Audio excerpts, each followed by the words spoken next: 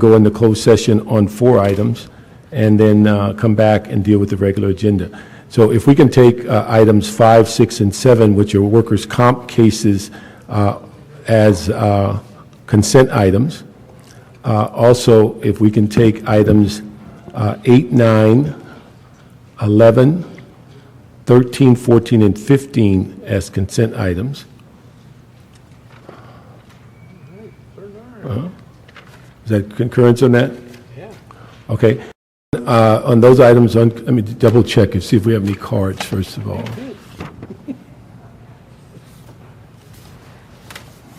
And we have no public comment cards on any of those items. If we move those 5, 6, 7, 8, 9, 11, 13, 14, and 15 on consent, what I'd ask is that on item 8,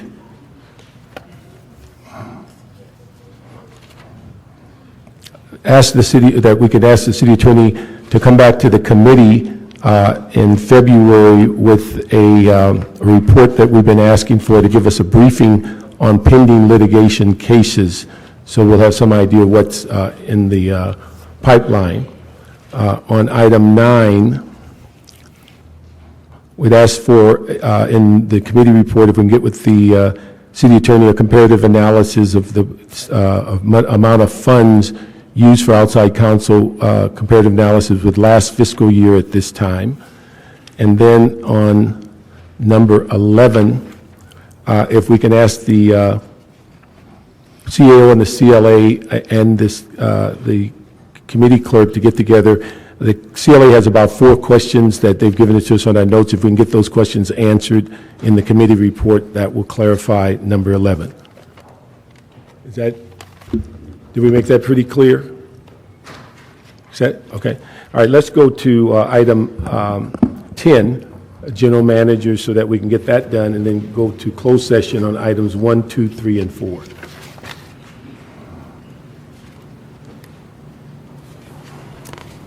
Good afternoon. Good afternoon. How are you? Doing well, thank you. Good. Let me just ask you, thank you for being here, and let me just ask the CAO. We're going to ask, where's the CAO? Ray?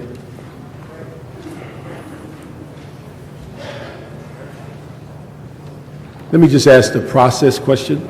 It appears this general manager position is somewhat different than others in that the board makes a decision, it comes before the committee and the council and back to the mayor. Does this go to the EERC on salary, benefits, or this is all done by the pension? Yes, I believe it does, and I have not seen anything on EERC. No. Pardon? Good afternoon. Ruth Perry for the department. How are you? Yes. Okay, according to Charter Section 1108, the board has the authority to appoint the general manager for Lacers and also to adjust the compensation for the general manager as long as it is within the range that is set by council. So it comes before the Budget and Finance Committee. It goes before the council after confirmation here at Budget and Finance, and appears before no other committee or board. Okay, thank you. Okay, Mr. Mounts, why don't you give us an overview of what your view of the role as general manager of Lacers and what you see, particularly in light of the challenges that the pension system has had over the last several years, and what your view is in the sense of the city's, I know it's not your fiduciary responsibility to worry about the city's general fund, but on the other hand, how do you see that the things that we need to be doing in the future and the impact on the city's general fund? As far as my role as general manager is to provide leadership to our staff, to provide services to our membership, being cognizant of the city's situation as well. It's also to provide advice to the CAO, CLA, and your body in regard to benefit issues, whether they're regarding current benefits or future benefits, or any of the liabilities and investment returns and whatnot of our system. The challenges are clear, and where we need to go based on those challenges is equally clear, and that is that we need, as a retirement system, to achieve the best risk-adjusted investment returns possible that will be most beneficial both to our members and to the city, to be able to provide quality and cost-effective health care to our retirees, and also to be an organization that's known for implementing best practices throughout the organization. Okay, let me ask you, there's been a lot of discussion about corridors and, what's the other term? Smoothing. Smoothing. Why don't you give us what your views on that and how that impacts the system and also impacts the city's general fund? Well, when it comes to smoothing and corridors from the actuarial standpoint, it's just a matter of spreading out the cost of the retirement system. The cost is going to be the same regardless of how long it's smoothed over. So there have been, as you know, many discussions in recent years about what's the best smoothing period. Fairly recently, our board made a decision to move from a 5-year smoothing period to a 7-year, meaning that investment gains and losses are smoothed over a longer period of time, and that can help provide a little bit of relief in difficult times to the city. For example, for the coming year, it's about 0.7% relief, which doesn't sound like a lot, but it's over $10 million to the city for the coming fiscal year, and yet the pension system remains completely sound. It's just a matter of the timing of the payment. It's not a matter of the amount. And the corridor can come into play depending on the market returns. It just, by going to a 7-year smoothing period, it necessitated tightening the market corridor a bit, which means that the market value of the assets can't get too far away from the actuarial value. Okay. And then let me ask you, just so the public's aware, on the sense of the pension fund itself that you're nominated to manage, where do the resources come from so the general public's aware of what are the sources of revenue that creates the pension funds that you manage? Sure. It comes from employee contributions. There's a mandatory 6% contribution by our members, which will be going up to 7% in the new fiscal year. It also comes from contributions made by the city, and it also comes from investment returns, and traditionally investment returns make up 70+% of the funding of our system. Okay, and then when you say investment return, that's where you project on an annual basis what the return is? We have currently an 8% return assumption. Many pension funds are reviewing that return assumption currently, and many have notched them down a tick. We have an experience study that's conducted every 3 years of our system. That experience study will be coming up this coming summer, and that will be a topic of conversation, as well as other demographic assumptions. And where do you make up the difference if you don't hit the 8% in any given year? Well, it is smoothed over a period of time, but it is the city contribution that would make up any deficit in between the contributions by the members and the investment returns and what's needed to run the system. So it's the city's annual contribution, not the employee's contribution? Yes, sir. Okay. Now, is there any mechanism in the system that you're managing that if in those years you should go over 8% and you get into 10 or 12%, then how is that over 8% money managed? The money is managed in the same manner. As we have seen, when I first came to Lacers almost 10 years ago, the discussion was who owns the excess money in the fund, because the fund was over 100% funded. I think we've all seen now that we need to have money on hand for rainy days. And so if we have returns that are in excess of the assumed 8%, those monies are invested in the same manner as all the other monies in the system are, so that hopefully we can get back toward that 100% funding. And where are we now on the percentage of funding? For the retirement benefits, 75.9%. For retiree health, 63.8%, which is really excellent. We're one of the few retirement systems in the country that pre-funds retiree health benefits, and that provides for an overall funded ratio of 74% between the retirement and the health benefits. Okay. Is the medical plan for retirees viewed as a vested right, just as the pension is? Yes, it is. Okay, but the overall dollar allocation is basically set by the city on an annual basis. Is that how it works? There is a subsidy that our members qualify for, starting after 10 years of service. They earn at 4% per year, so at 10 years of service, they have a 40% subsidy, up to 25 years where they max out at 100% of the subsidy. And that subsidy is set by our board within parameters established by the administrative code. Okay, and that's on an annual basis? Yes. Okay. The other issue I'm wondering about on addressing the current pension issues, the city is going through a process to change the current pension structure by ordinance. What would be the impact on the pension fund, and what would be viewed as the major differences, particularly the economic impact with the new pension system versus the current? That's totally dependent on the design of any new tier that would be implemented. And I know the CAO's been undergoing that process and receiving actuarial reports based on different potential plan designs. So it really is the plan design that drives the cost. Well, thank you, and I appreciate all the questions Mr. Parks asked. We've had a lot of these discussions over the years, and just want to remind you, Tom, that I proposed the smoothing change 6 years ago. I'm glad you finally got the message down there. Duly noted. Duly noted. I think it's important. I want you to know, first of all, I feel very comfortable with your appointment, that we've worked with you for a number of years and had this discussion on smoothing a number of times, but that I think you're the right guy for the job. I want you to know that I'm 5 months from retirement. You're now the most important general manager in the city of LA, and if you have any problems, you see me immediately, okay? Absolutely. The one thing I do have a concern about, and Mr. Parks touched on, and that is the 8% assumed growth, and that is something that most managers around the country are now saying is no longer sustainable, that the marketplace no longer bears that. So I'm anxious to see that report as quick as possible, because I think if you look at the marketplace, we're today where we were exactly 10 years ago. The growth factor has been zero over a decade, basically, if you look at the whole decade. And historically, we look at a decade time frame for that and longer, the long-term market, which is no longer there. And so I think as we go forward, 8% is probably no longer sustainable, and for a factor of the way we calculate, it's important to look at that change. I'm looking forward to that. What is your opinion, not just of that one issue, but as you now assume the role of the general manager, what was the one thing you would like to see us change or take a look at that we haven't maybe already done?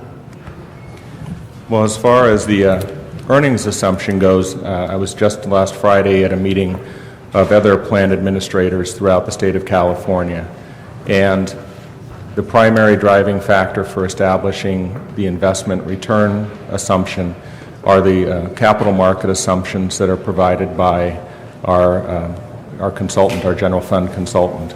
And so we have a new general fund consultant on board. We'll be working with them and our board to review what their capital market assumptions are, and not just what has been done historically, because historically over the last 25 years we've earned 8.5% on average. But it really is a forward-looking capital market assumption set that we have to be looking at. As far as changes, we're here to administer the pension system, and we have the resources that we need to fulfill our fiduciary responsibility to our members. And so a lot of our process on what needs improvement has been happening internally over the last several years. And so, the city, as I mentioned, is going through a different process to establish whether there's any needed change to the benefits, but from the administrative perspective, I think we're in good shape. Very good. And like I said, I think you're the right guy for the job. You just sat through 2 years of the worst financial disaster in in this room's lifetime. So if anybody knows what to do, I think you've been very well trained in it. If you really want this job, good luck to you. Thank you very much. Mr. Gritz? We've had, obviously in terms of our budget, a problem in that we're starting to see our pensions taking up an unusually high percentage of our budget in the coming years. If we're reasonably well-funded, then why is that? Why are we required to take such a high chunk out of our general fund to fund our pensions? Well, there are a couple of different answers to that. The first one is there are two components to the pension funding each year. There's what is called the normal cost, which is basically the one-year funding of the system, and there's also the a liability that's ongoing from prior years. And that's somewhat like a mortgage payment on a house. So in each year, we come to the city and we ask for a payment of the one-year cost plus a portion of that liability. So that liability is in existence right now because we had the downturn in the markets that we had a couple of years ago. As far as the city goes, in about an 11-year period, the payroll of the city basically doubled. And so all things being equal, even if our investment returns were the same, the cost for the pension fund is going to double in that time because the city's contribution is based not only on our returns, but the contribution rate that we provide is then multiplied by the city's covered payroll, covered Lacer's employees, and that provides the amount of the contribution. So there are two major components to it. So any suggestions on ways to reduce the percentage? Well, I think that we're doing all that we can to reduce the percentage. We have gone to the 7-year smoothing, and we're doing the best we can to achieve the best risk-adjusted investment returns. And I know the city's been working very hard to reduce the payroll, and we've seen our membership go from 30,000 active members to 26,000 in just 1 year. Any other suggestions that we haven't undertaken that you think the city should be looking at? There are really just two components to that, and we're, like I say, doing the best we can to earn the best risk-adjusted returns, and the other component of that is the amount of the payroll. Okay, thank you. You're welcome. No other question. Thank you very much, and we'll move your nomination. This goes to council. Do we have a date? It goes to council on Tuesday, sir. Tuesday? Yes, sir. Thank you very much. We'll see you in council. Thank you. Appreciate it. Okay. Colleagues, if we could go on closed session for items 1 through 4, and then come back and address items 12, 16, and 17. And then let me just say on number 11, we have some amended copies of the attachments that have been distributed since we moved it on consent. So make sure that you have those. Yeah, basically, there were no change to the total numbers, just some allocations within the schedule Within the between departments. document. So, okay, thank you.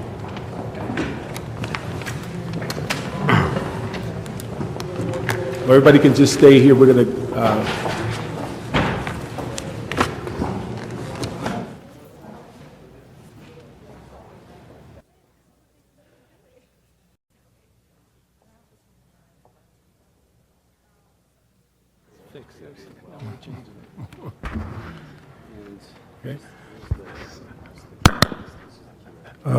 the regular meeting of the Budget and Finance is going to be back in session. We have Mr. Weezar's joined us, so we have 4 members of the Budget and Finance Committee. We can go to the next item is at 12. Item 12, yes, and it is a CEO report relative to approval of qualified list of financial advisors for our city debt programs. Okay. Let's give us an overview of the process and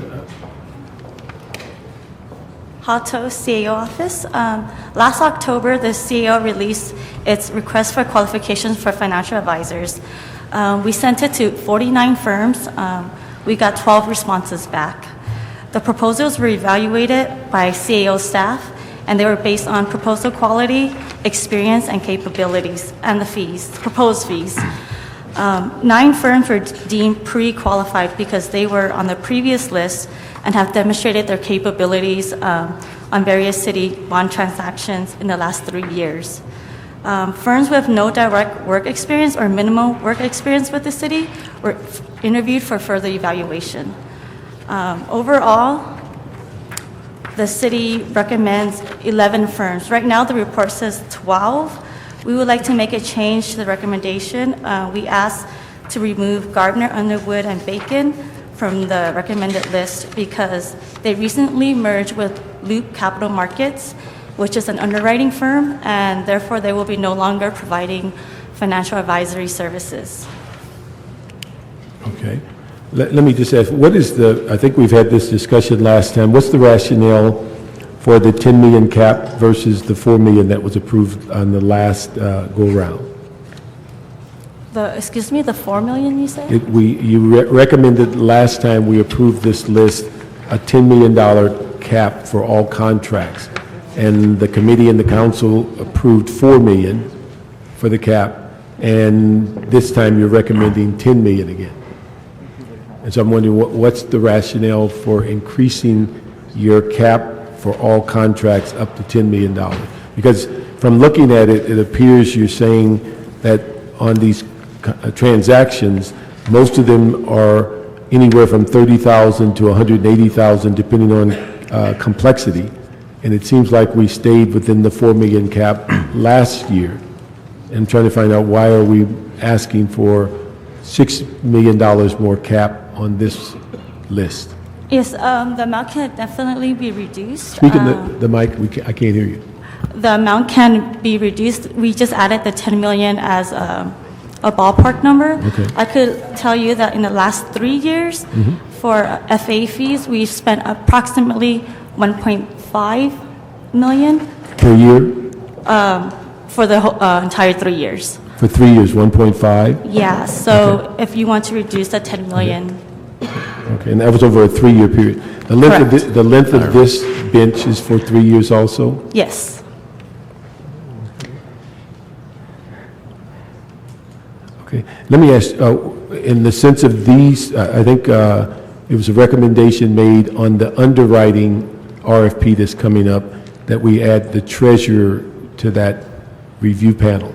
Was the treasurer or anyone from the outside a part of this review panel In this, for these FAs?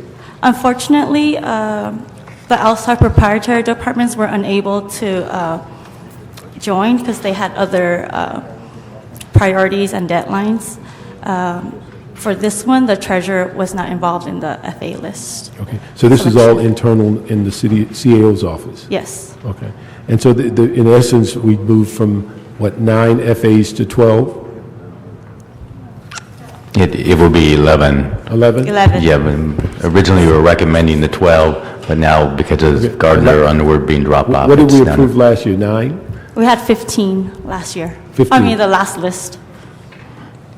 Okay, it's 15, and so we're reducing it by 3? We're not Right. reducing. Only 12 proposals were submitted this time around. Okay, let me go back. Last list, we had 15. Okay, this list, we have 12. Okay, did we just eliminate some groups, or they just didn't reapply? We basically, through the application process, through the RFP, we only received 12 Okay. responses. So 3 of the companies did not reapply. Yeah. Correct.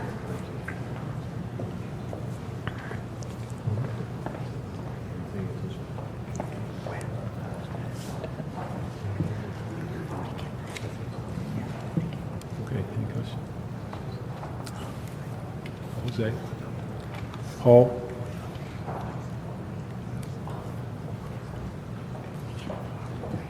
Okay.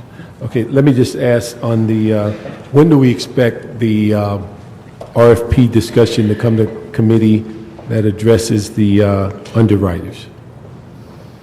We expect to release that in approximately a month or so. Okay, but we'd ask that that come to committee before it's released? Okay. Okay, so we make sure that we get the fine points of what's being discussed in the RFP before it goes out on the street.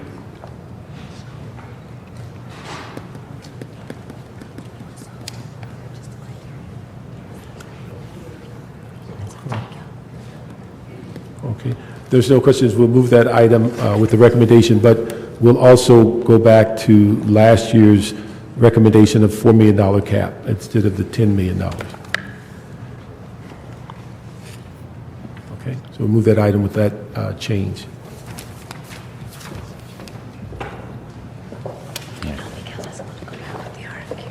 Let me ask, do we have to do any, or Miguel, Ray, do we have to do anything that we did in closed session, in open session? No. Okay.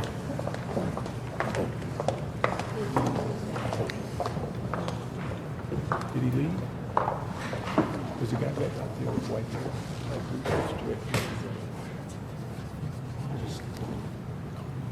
Yeah, see if you can. Ray, why don't you take the next item? Okay, next item. Okay, next item is item 16. This is a CEO report relative to a grant acceptance package for continuation funding for the LA Impact initiative in the amount of $316,000 for the city attorney's office. Ida Rubio with the CAO's office. Jeanette Flintoft with the City Attorney's Office. The report before you is requesting authority to accept the LA Impact Grant Award to the City Attorney's Office to investigate and abate public nuisance properties, as well as to prosecute individuals or entities who permit such activity on these properties. City prosecutors will target properties where drug dealers and gang members commit crimes on a regular basis. The grant award is for $316,000 and covers the term of July 1st, 2010 through June 30th, 2011. The grant will provide reimbursement for 2 regular positions, 1 DCA 3 and 1 senior legal assistant. The general fund impact will be $35,863 for overhead expenses. The grant provides full reimbursement for salaries, fringe benefits, and operating expenses. Let me just ask, on this grant, this is the second year? This is the second year, Okay, yes. is it the expectation that they're going to be applying annually, or is this a 2-year grant, or have any idea of what the future? The grant is based on formula funding, and on that basis, we anticipate in the future we will be seeking the formula funding that's allocated through CalEMA, which is the state administration agency for the formula funds. Is there a rationale why it's so late, that it goes to June and we're into almost February? There was some delay at the onset of this grant due to the RFP not being released in a timely manner. And that was done by what, the county or state, or? The state had to get approval from the feds, and therefore the RFP was not announced until the second quarter of last fiscal year. That, Let me ask you, is this a reimbursement? We spend the money up front and they give it back? yes, Okay, then could we ensure that on this grant, like we ask on all of them, that we submit the bills as quickly as possible and that we get the reimbursement within the current fiscal year, if it's all possible? absolutely. Okay, thank you. I was just looking, how many people are working on this that get reimbursement, we get reimbursement for? How many positions? 1 full-time deputy city attorney and a paralegal. In paralegal, it's just 1, so they're working out of 2 positions. City Hall East? 2 regular positions. Okay, and they work out of City Hall East then? They are co-located at the LA Impact headquarters in Commerce, as well as at the city attorney's office. Commerce. Okay, that's a bit of ways, but okay. With the elimination of the neighborhood prosecutor program, who's feeding in these nuisance abatements to them then? Where are they getting their work from?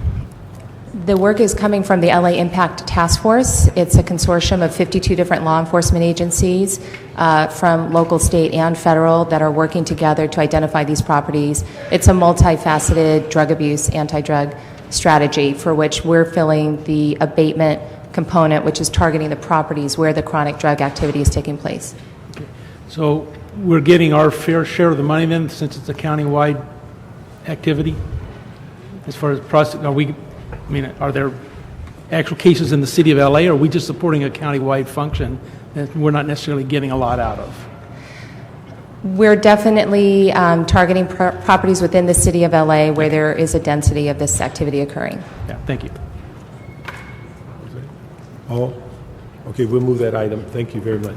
Thank you. Thank you.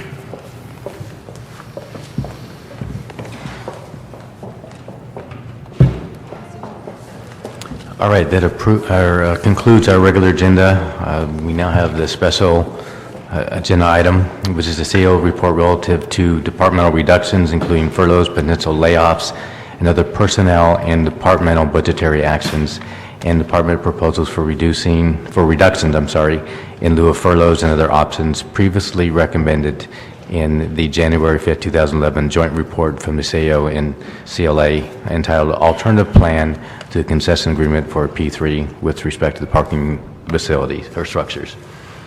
Okay, thank you. While staff is coming up, we have 5 cards: Jim McQuiston, Pat McCosker, Cheryl Parisi, Irene Lopez Muro, and Julie Butcher.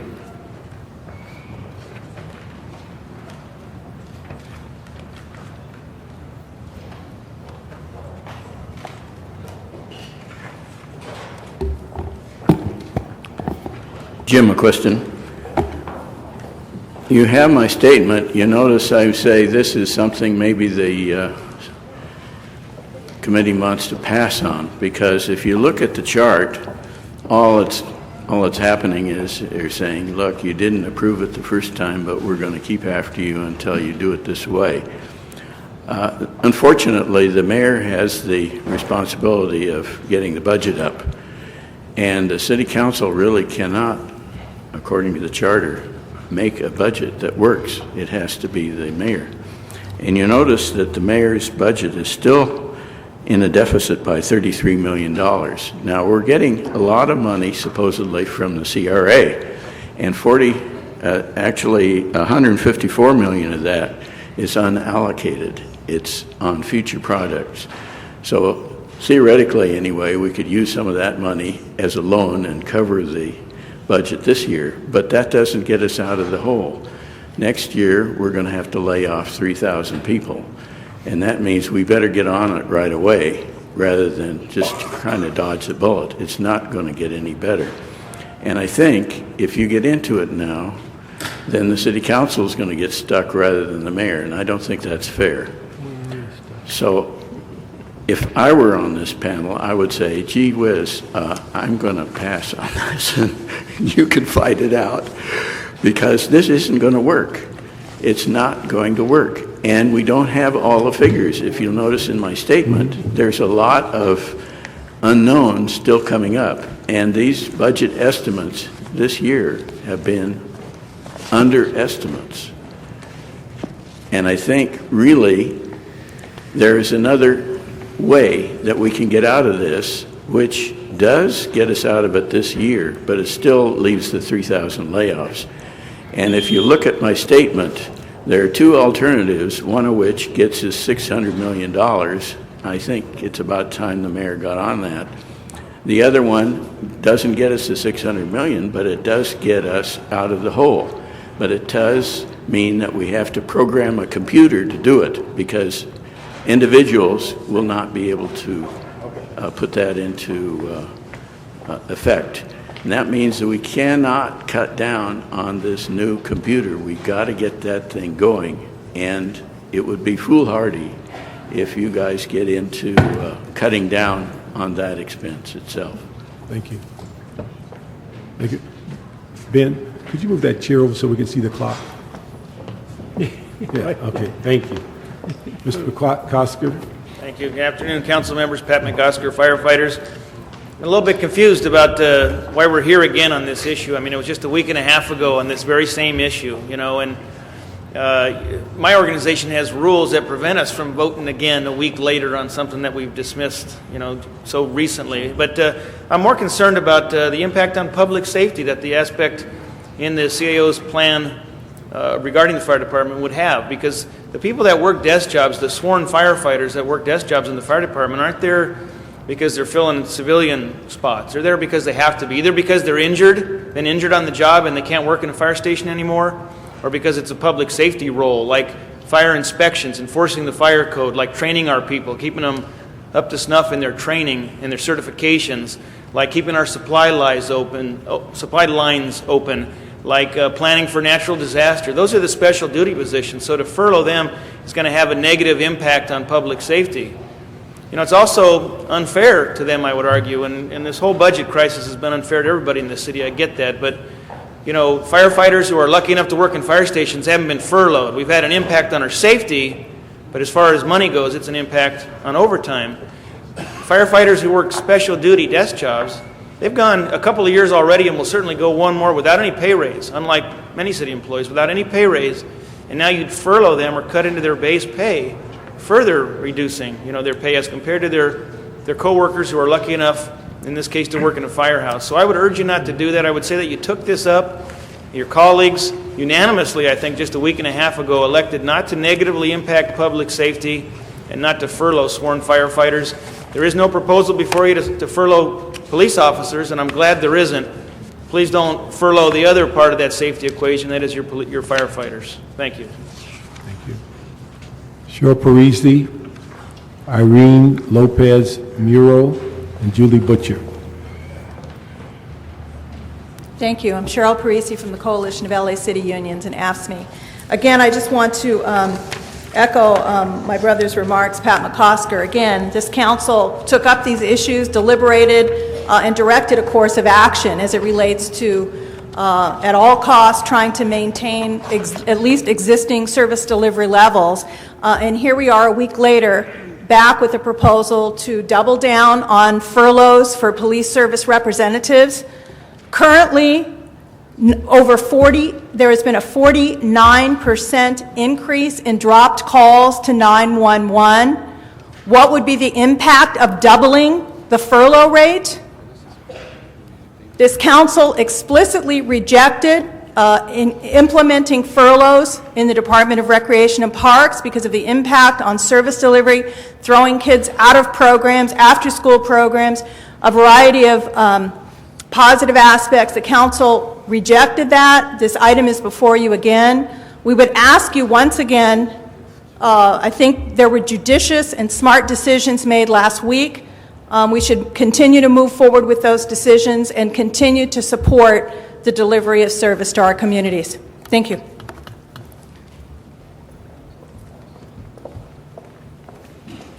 Good afternoon. My name is Irene Lopez Muro, and I'm the Director of Clean and Green.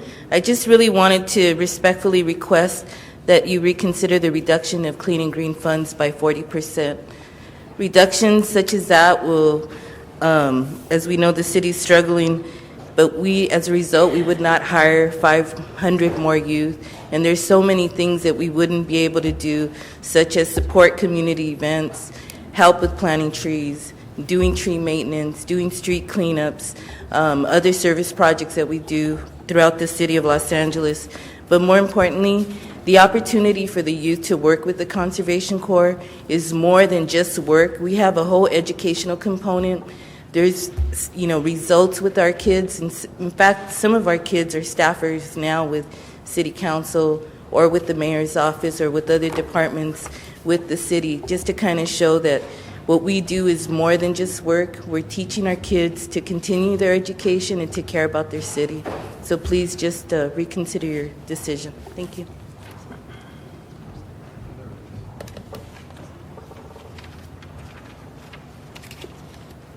Julie Butcher.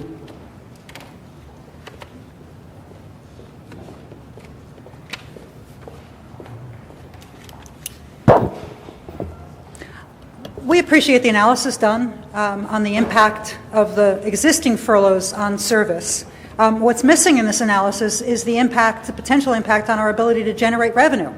So, for instance, if you furlough the folks that work the front counter in building and safety, you may save a little bit of money, but what they do is give out permits to build. So, one, we stop building, and two, we stop generating the revenue that comes from that building. It's the opposite of what we should be doing. If you further furlough folks that have already been furloughed, for instance, mechanics and attorneys, we can put out all the cops that we want on the street, but unless they can fix their own cars and prosecute their own crimes, you are impeding our ability to deliver service. If you furlough street sweepers that actually generate money if done properly, one, we not only don't sweep the streets, we lose the money as a result of that. City workers want to deliver service, are working very, very hard to deliver the services that people need, are paying for, deserve, and expect. But as impossible as it is to do under the circumstances, if you add to that, it'll make it impossible to deliver the kind of service that we're attempting to deliver. And it really does feel like we've had this conversation very, very recently, that you've had this conversation very recently. I'd urge your folks to go back and actually make sense out of what we need to do. We're here, we're ready to work with y'all, but it feels like deja vu all over again. Thank you.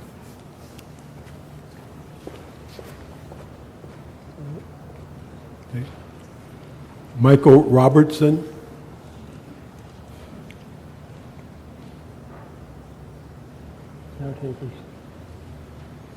Mr. Robertson. And next would be Donald Taylor.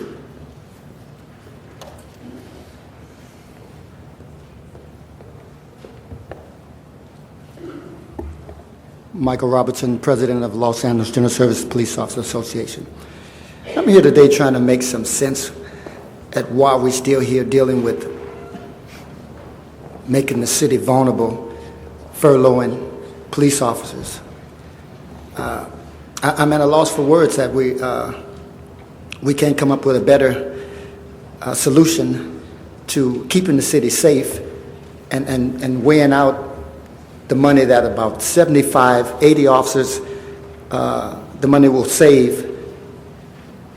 It just doesn't make sense for the work that they're doing. The work is much more valuable than the money that you possibly will save with furloughing these officers. I really want you to take a serious look at this because I don't think it will add up. And I want to thank you for hopefully making the right decision on this. Thank you. Thank you. Mr. Taylor? Good afternoon. I'd just like to thank you for the support that you've always shown us, and we ask that you continue to show support by not furloughing general services police officers. We'd like to just reiterate our stance on public safety. We are a very important component to the public safety of the city facilities. We ask that you continue to keep our city facilities safe and not furlough general services police officers. Thank you. Thank you very much. That exhausts the cards for public comment. We could ask on item 17 or special 1, we get a presentation from the CAO as to the recommendations today. Good afternoon, committee members. My name is Ben Sahel with the CAO. Before you, you have a report that our office was requested be provided to this committee relative to the service impacts of the proposed 10 additional furlough days, as well as reductions in lieu of those furloughs. What you have is a summary of what was submitted to our office by departments on the service impacts. And if you'd like, we could go through those pages. And just as a note, the proposals submitted to our office were from the departments. What we're reporting to you and recommending you take action on are those proposals which our office felt were in compliance with the instructions relative to identifying permanent and structural reductions in lieu of furloughs, but also those one-time solutions that we felt needed to be taken in light of the deficits that are before us for this fiscal year and for the following fiscal years and beyond. So at this point, we could go through the report and the service impacts, or if you'd like to go straight to the proposals, we could do that as well. Actually, if I may, just to sort of set the stage or the context as to why we are here. Earlier this month, we put together a report trying to look forward with whatever action comes out of the P3, and also look forward as we look into the following fiscal year, 11-12, as we start putting that budget together. Given the deficit in the 350, I think the mayor said 360 million for the following year, it's very important for the city to put itself on a path that actually could start making some real reductions, real changes now that will help us as we look forward. We know we have a long ways to go. We've made a number of reductions over the past couple years. We've had our early retirement program.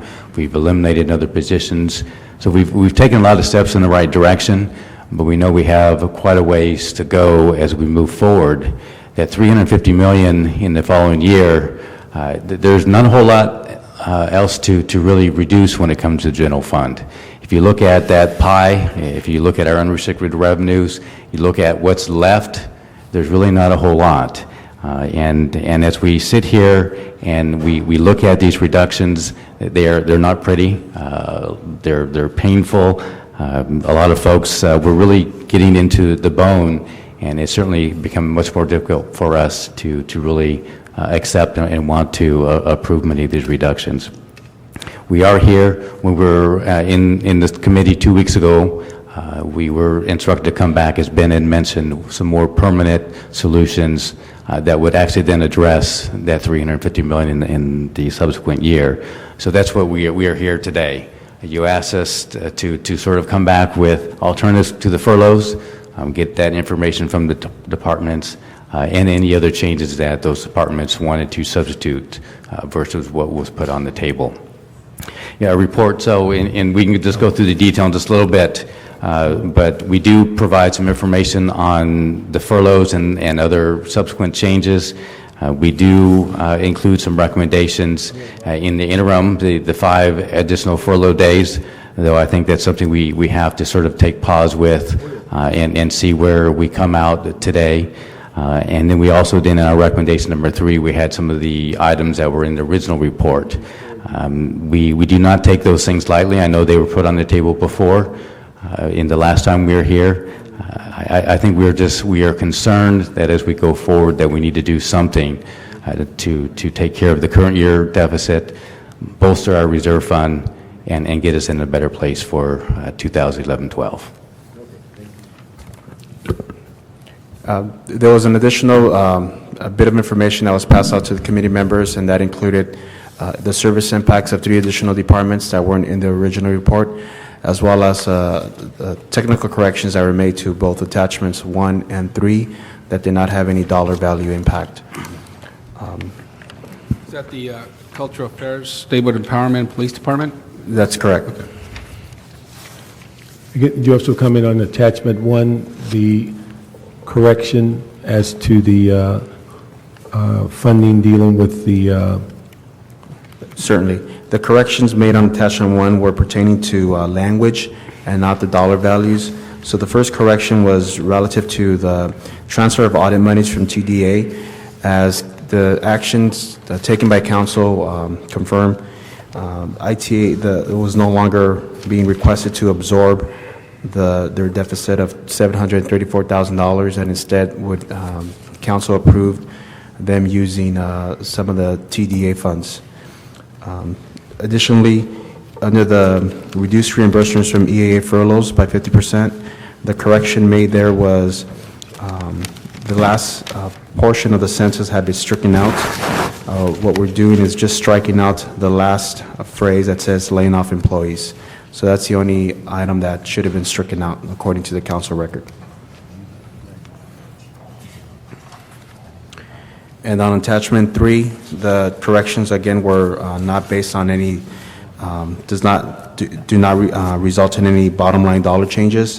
What was changed was the dollar values between ITA and non-departmental, because the TDA, even though it was being credited towards ITA, is actually a non-departmental account.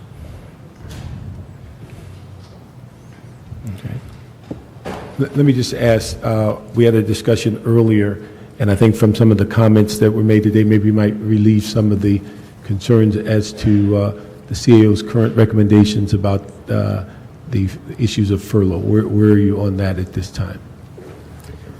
I think we had in the report mentioned in our recommendation number 2 to move forward with, at a minimum, approving 5 additional furlough days. I think depending on what happens with the recommendations that are contained in attachment 2, which actually is our recommendation 1, we'd like to see those be moved forward at a minimum today, and perhaps we can report back on the additional 5 furlough days at a little bit later date when we have the P3 discussion in council. But if you walk us through now, attachment 1 is what was approved by council recently, the 18.2 million.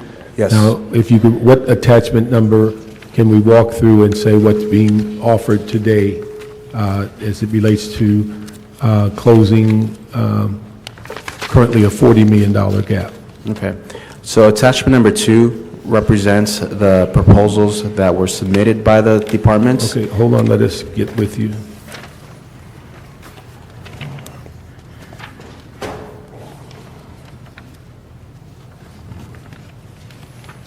Okay, attachment 2 is the full page that department reductions required? Yes. Okay. Yes, so these are the proposals that were submitted by the department for the following 2 purposes. 1 was to effectuate the actions that council took relative to the original report.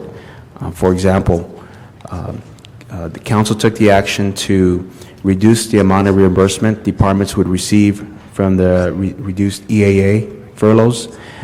For some departments, they proposed, as in cultural affairs, making some reductions that we have identified here. So these would be actions to effectuate what council has already approved. The other items were, again, for reducing or offsetting the 10 additional furlough days that were proposed by the CAO and the CLA in the original report. Okay.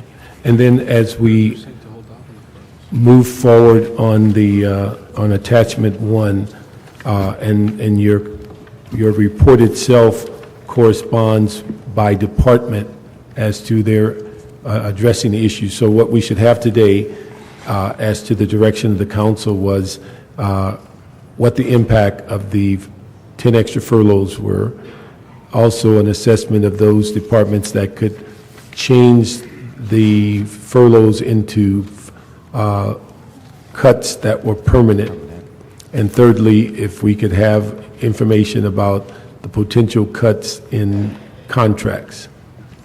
Yes, so what you have before you are, we believe, address those 3 items. Okay. The first part on the service impacts and furloughs is contained in the first 20 to 23 pages. And that's material that came from the departments? Yes, that was material submitted from the departments based on their assessment of what 10 furlough days would mean to their operations. Okay.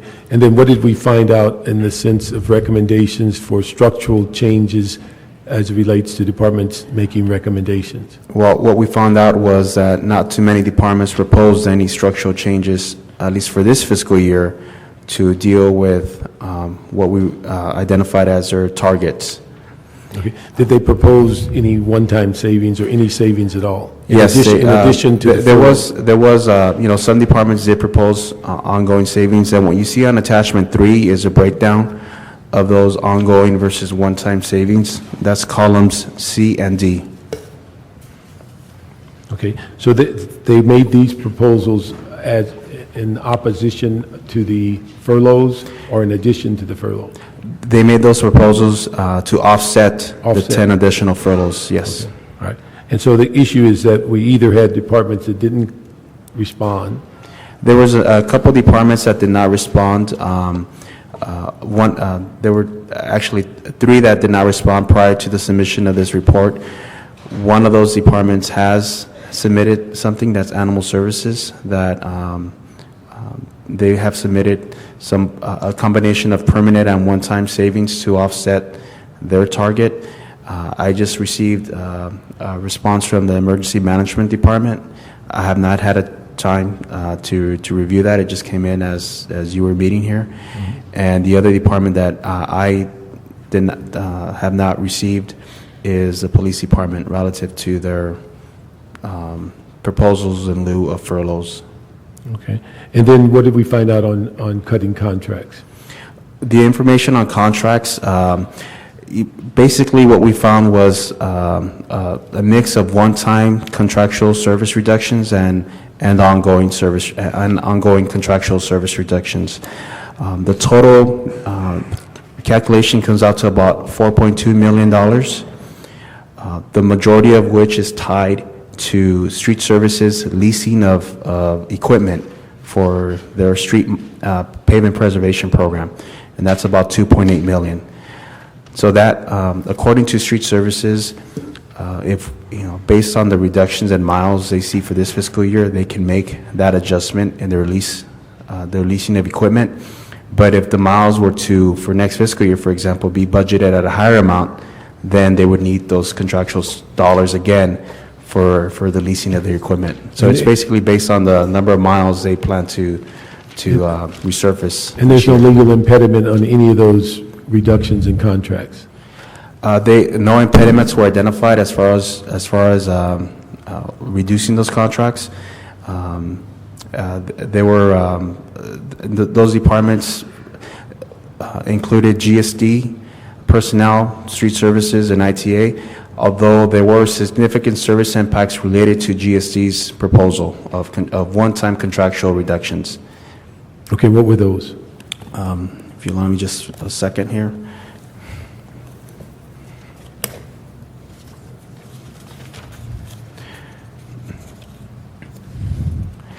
GSG's proposal for contractual service reductions included reducing the amount of dollars for testing and repairing of overhead doors at fire stations. It included reducing the fuel tank testing at facilities as well, at fuel sites. It reducing security technology for the Office of Public Safety. Okay, were those viewed as acceptable, or is that something that we could go without, those services? I think the department is here, and they can sort of explain in more detail some of the real impact to those proposals that they put on the table. I do say, would like to add that while we have in here another $4 million, which is certainly very good, this is on top of a little over $10 million that has already been approved either through the budget or subsequent action on department's part. And this is just in the general fund area. So with the 14 million in total, certainly we've made some reductions in our contracts in the city. So that's citywide, not just in one department? That is general fund savings that we have achieved and are proposing with what's on the table for today. Okay, but that's across the board, not just one department? That is correct. Okay.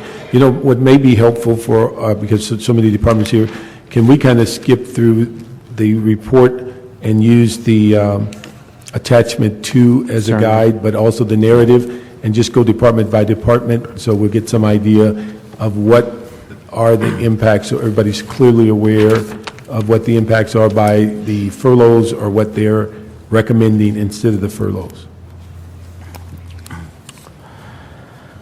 Certainly. So to start off with aging. Pardon? Do you want to start with aging from the top? Yes, okay, just go through the report as it is. Okay. So aging reports that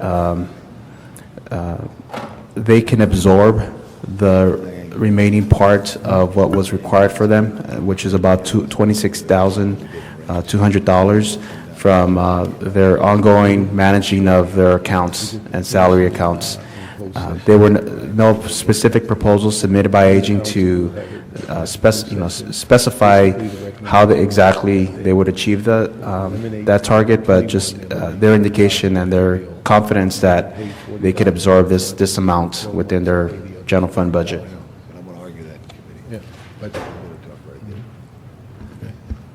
On the sense of aging, let me look at my chart here. Okay.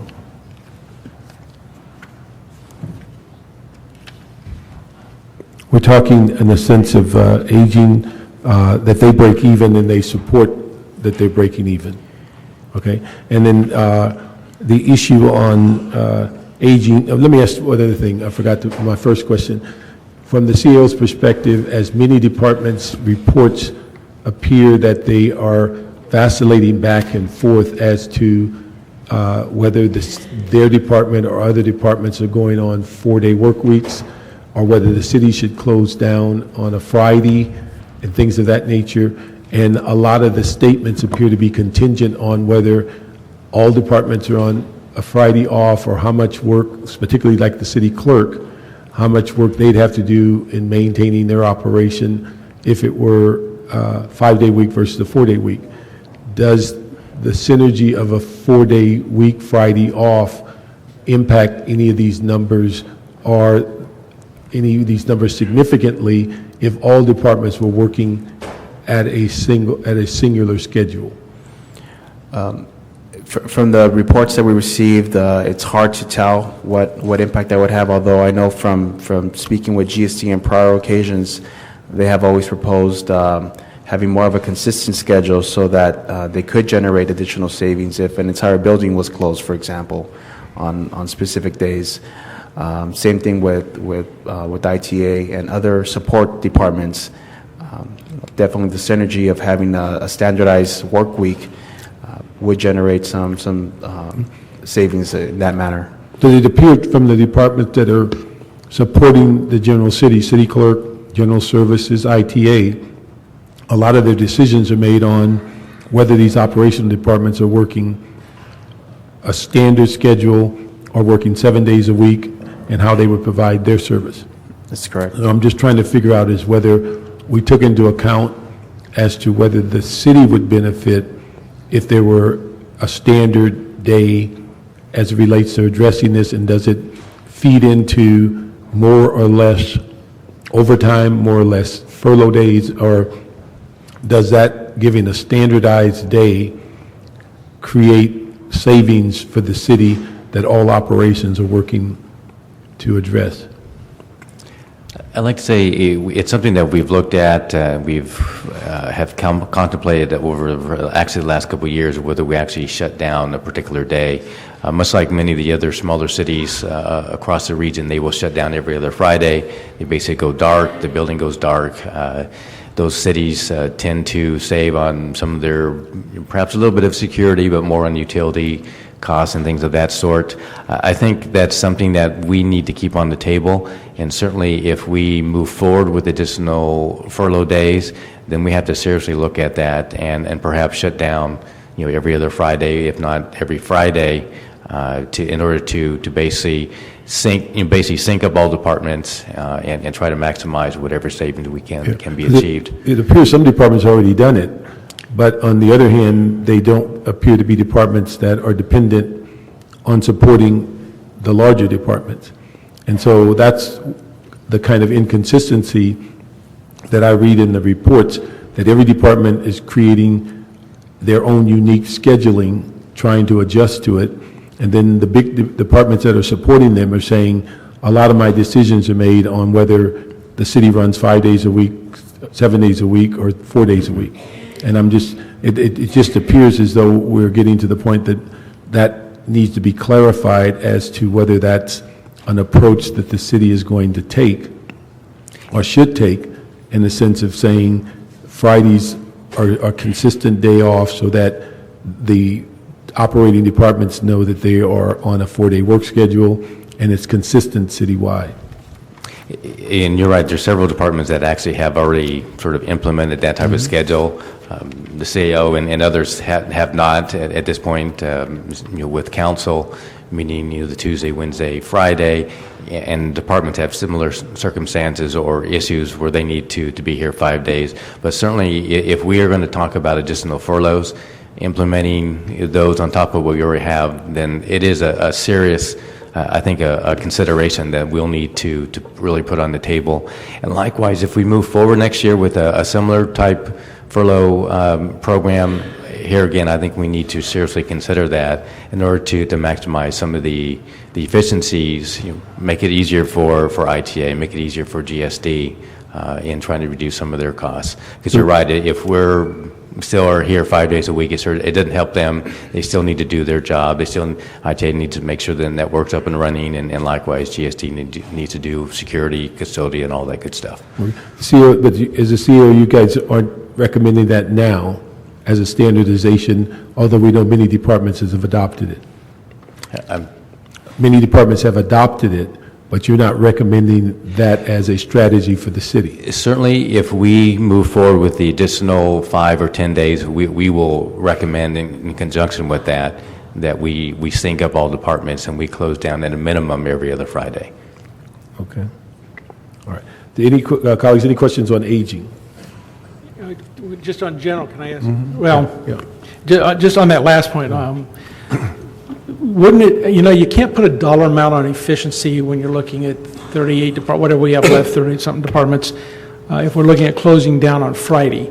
But certainly, there's a tremendous value of coordinating employees onto one day. As I was a general manager and I had 100 employees and 20 take off Monday, 20 Tuesday, 5 on Wednesday, 20 on Thursday, and 30 on Friday, or 10 on Wednesday, I guess it'll be. That becomes a huge management problem. How do you make sure things are getting done and moving forward? And I can tell you in the one afternoon I work as a police officer, I went one day to get some evidence out of evidence lockers, and there was no city employee there to give me evidence. I went another day to get records out of records, and there was nobody in records department. So my total efficiency was 0. And so I think we should look at a Friday and settle on that just from an efficiency point of view. Forget the dollar amount. It becomes almost irrelevant. But if we're going to do this stuff, and I really feel it's the worst thing you can do to an organization is furloughs.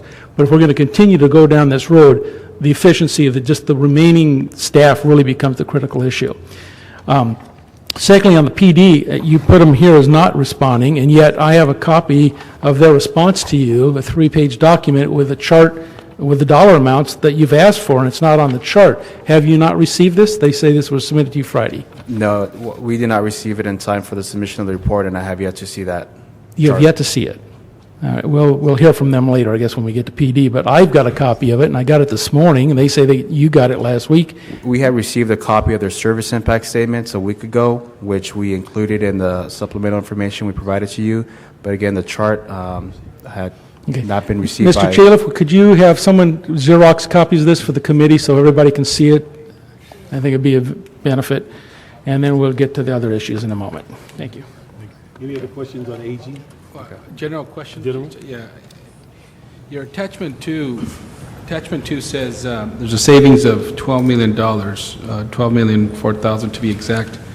In a few pages before that, on page 23, there's a box there that says Department of Ongoing Reductions, Department one-time reductions. That's $11.1 million. I thought that would be the same thing, but no, it's not. As I stated earlier, that part of the reductions that were being proposed by the department were to effectuate the reductions that council had already approved last week. So, for example, cultural affairs, there was a reduction of $69,500 that council had already approved. Now, what they came back with was with reductions of close to $100,000, but part of it was to effectuate the reduction that council approved last week, so it wouldn't count towards reducing the deficit any further. I see. So this list that attachment to the real savings is not $12 million. It's no, the real savings is $12 million, but part of it is being counted towards the $3 million that council said go ahead and take from reducing the EAA furloughs last week. Okay. So, but what we wanted to do was bring those specific proposals back to you so that you can weigh in and take action on those specific So assuming that let's say we approve attachment 2 today, that's not we're not approving a $12 million savings because we already made some of those Yes. cuts. So what you're approving would be closer to $11 million. 11.1 to be exact. Exactly. Okay. I just want to make that clear. Thank you. Yeah, I have a few questions that are all general. First of all, on the contract reductions, it looks like those are primarily from 2 departments with very significant contract reductions. Are there other departments that could make substantial contract reductions but have just chosen not to participate in that effort? The instructions that were submitted to each general manager was to first look at contract reductions as a permanent reduction, second to staffing reductions. Those were the instructions that went forward to departments. So we took exactly what you asked for in this committee, and that's what we presented to departments. And what we got back is what you see before you, which is a combination of mostly one-time reductions and some ongoing reductions.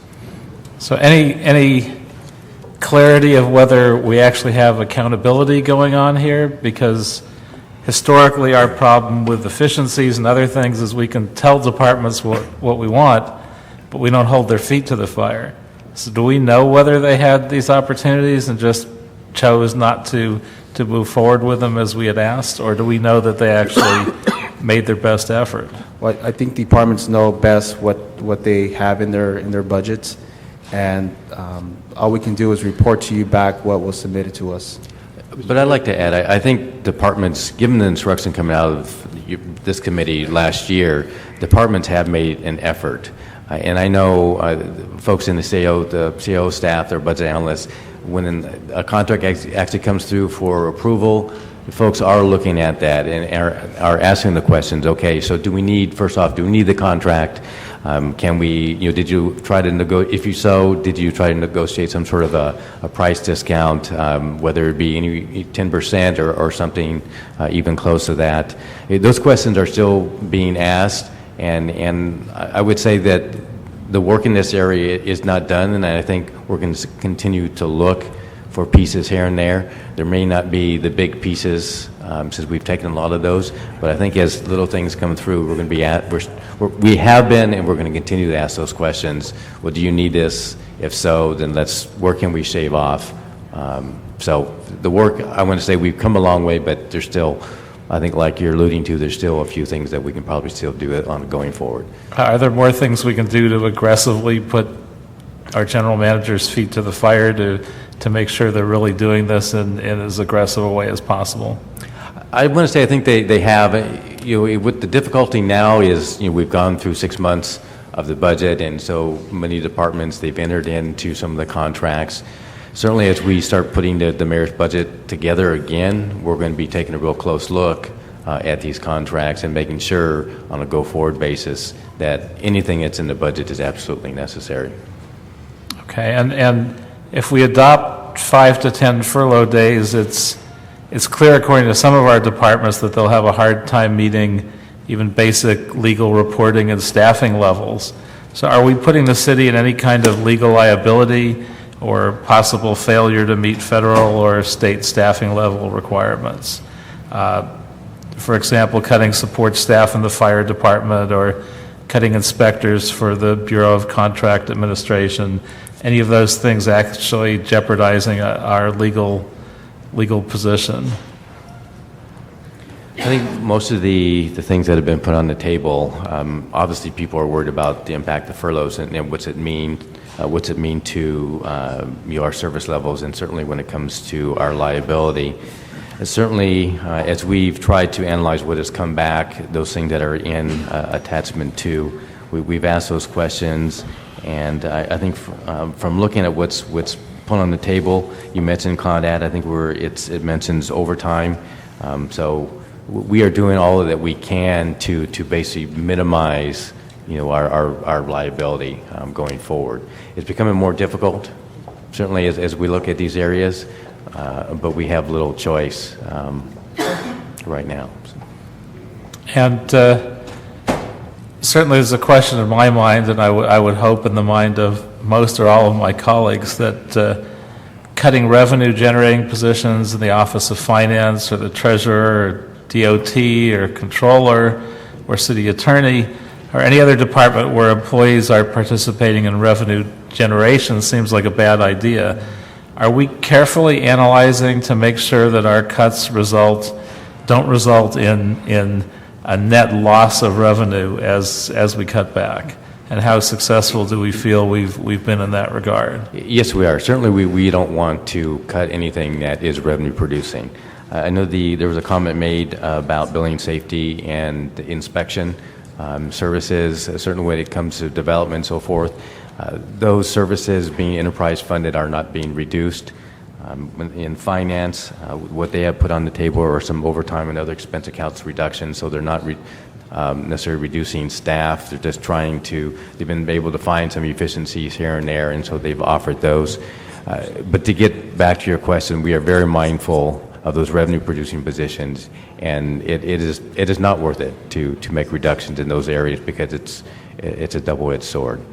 And how about where we create inefficiencies? Because I've seen us make cuts that I think result in greater expense, even though they're not revenue generating. They result in more expense to the city than the amount of the cut. So if for example, you cut something which requires LAPD folks to, instead of going to multiple areas, go to one central area and expend more time, are we looking at the fact that we're actually costing more money in one way, even though it appears to be a savings? The inefficiency may well outweigh that. Have we looked at those issues, and are we taking that into account in analysis? Yes, we are. We are taking into those situations into account and trying to look at the larger picture. It is a struggle to make sure we are not putting ourselves at risk, but we are doing all that we can to make sure that we are maximizing the savings, and not just the savings here that's going to then bump up our costs over here. If there are some things where you feel that we need to look at, if you could let us know, we'll be happy to try to dive down in those and make sure that we are getting ourselves in trouble. Well, I certainly think there are some in public safety, both in the city attorney's office and in some of the proposed civilian cuts for LAPD, where I think we actually may wind up costing ourselves more. I already objected to the ones with the city attorney's office. I don't think much attention were paid there. But I think a couple of the LAPD civilian cuts may be the same. Now, I wouldn't mind offsetting that with some reduced hiring of some of the actual officers on the street to attrition, because in some ways some of the things that the civilians are doing may actually be more important to the overall operation. That's certainly something I'd like to have us look at. And just a couple more quick questions. I know we've been working with the coalition, and they gave health care and other givebacks adding up to around $14 million. Have we included that in our calculations of what we're trying to recover in this fiscal year? We are taking those numbers into account. As I understand it, most of that savings won't occur till the following fiscal year. Anything that we could do this year, though, we certainly will take into account. I haven't heard it credited anywhere, so as we're trying to add up what we're short and try to get a jump on next year, I would hope capturing some of those savings in our actual discussions could happen. And we are looking at those. The full $14 million is an entire general fund, savings, but there certainly is a good portion that we will hopefully achieve as we go forward next year. And I think that's all my general questions. I've got other questions for individual departments. Thank you. Okay. The one thing I think for all of us is that we bring each department up, and if there's specifics to ask them, this would be the appropriate time to ask each department how they came to the conclusion of their recommendations and what efforts they're making to find other substantive changes in their budget. And so we have aging. Okay. Why don't you give a little overview of how you came to the recommendations that's in your report? Jamestown, Department of Aging. Our reduction target was $26,200. In reviewing our current furloughs, we've already met our original furlough target, and year to date we're actually at a surplus of $17,000. So we're very confident that going into the end of the current fiscal year that we will be able to reach this new goal of the additional $26,200 without any additional furlough days. Okay. And then did you have any assessment of contracts, or do you have contracts that are within your department? Yes, the majority of our contracts are actually grant-funded contracts for senior services. We only have a couple of general-funded contracts for administrative purposes, such as our copier lease and single audit requirement. We're talking about in the neighborhood of $12,400, and those are just minimal things that we need in order to operate. Okay. All right, and so also you've prepared your budget for, are you in the process of preparing your budget for next year? And has that been the timeline submitted, or is that, where are you in that process? We have submitted our budget for next year on time. Okay, very good. Any questions of aging? They met their goal, and okay, we can move to building and safety. Thank you. Thank you. I'm sorry, animal services. I'm sorry. Jump one.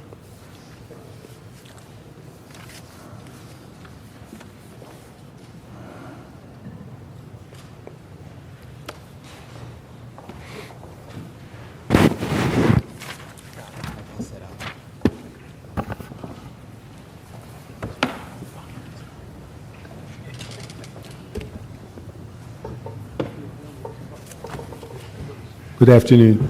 Could you give us an overview of some of your thought processes that once you were given the direction from the City Council on how you came up with your recommendations? Sure. Brenda Barnett, General Manager for Animal Services, and I have with me John Forland. John Forland, Animal Services. We looked at the possibility of the furloughs and realized that we would have to close a shelter, which would mean income reduction plus animals' lives, and it would also be a public safety issue because we wouldn't be able to respond to as many calls. So we did take a hard look at the budget. Many of these things, these things are all carried over into the 11-12 budget. We have a cost reimbursement for the administration of the spay-neuter program for $153,578. In the past, we have charged the administration for the spay-neuter funding to the general fund, which really is not appropriate. We also have a reduction in various expense accounts to the totaling $152,074. Both of those are permanent reductions that are submitted in the 11-12 budget request. And we have also the reduction of one assistant general manager salary. For the remainder of this year, that reduction is $62,180, and that position will be on hold and vacant for all of 11-12, which will be an additional reduction. And then we have accrued salary savings at $36,789. So we have met our $404,621 reduction as instructed. Okay. Let me ask you, we did not get a report. Is there one forthcoming from your department as responding to the request for the issue of looking at contracts, looking at what the impact of 10 more days and also the impact of any long-term cuts? Did your department didn't respond? Is there a report forthcoming? Yes, we did. It's in the report. It would mean that the council and the mayor would have to select one of our shelters to close if we do the additional furlough days. And depending on which shelter that would be somewhere between probably 2,500 and 3,500 animals' lives, and then hundreds of thousands depending on which one we didn't have the income coming in from. And then our officers' responses would be diminished by at least 10%, and that would be 399 cruelty calls, 326 dangerous animal calls, and 1,274 other types of calls. That's what it would cost us, would cost the city if we had to take the additional furlough days. Okay. Now, you've done your budget for next year?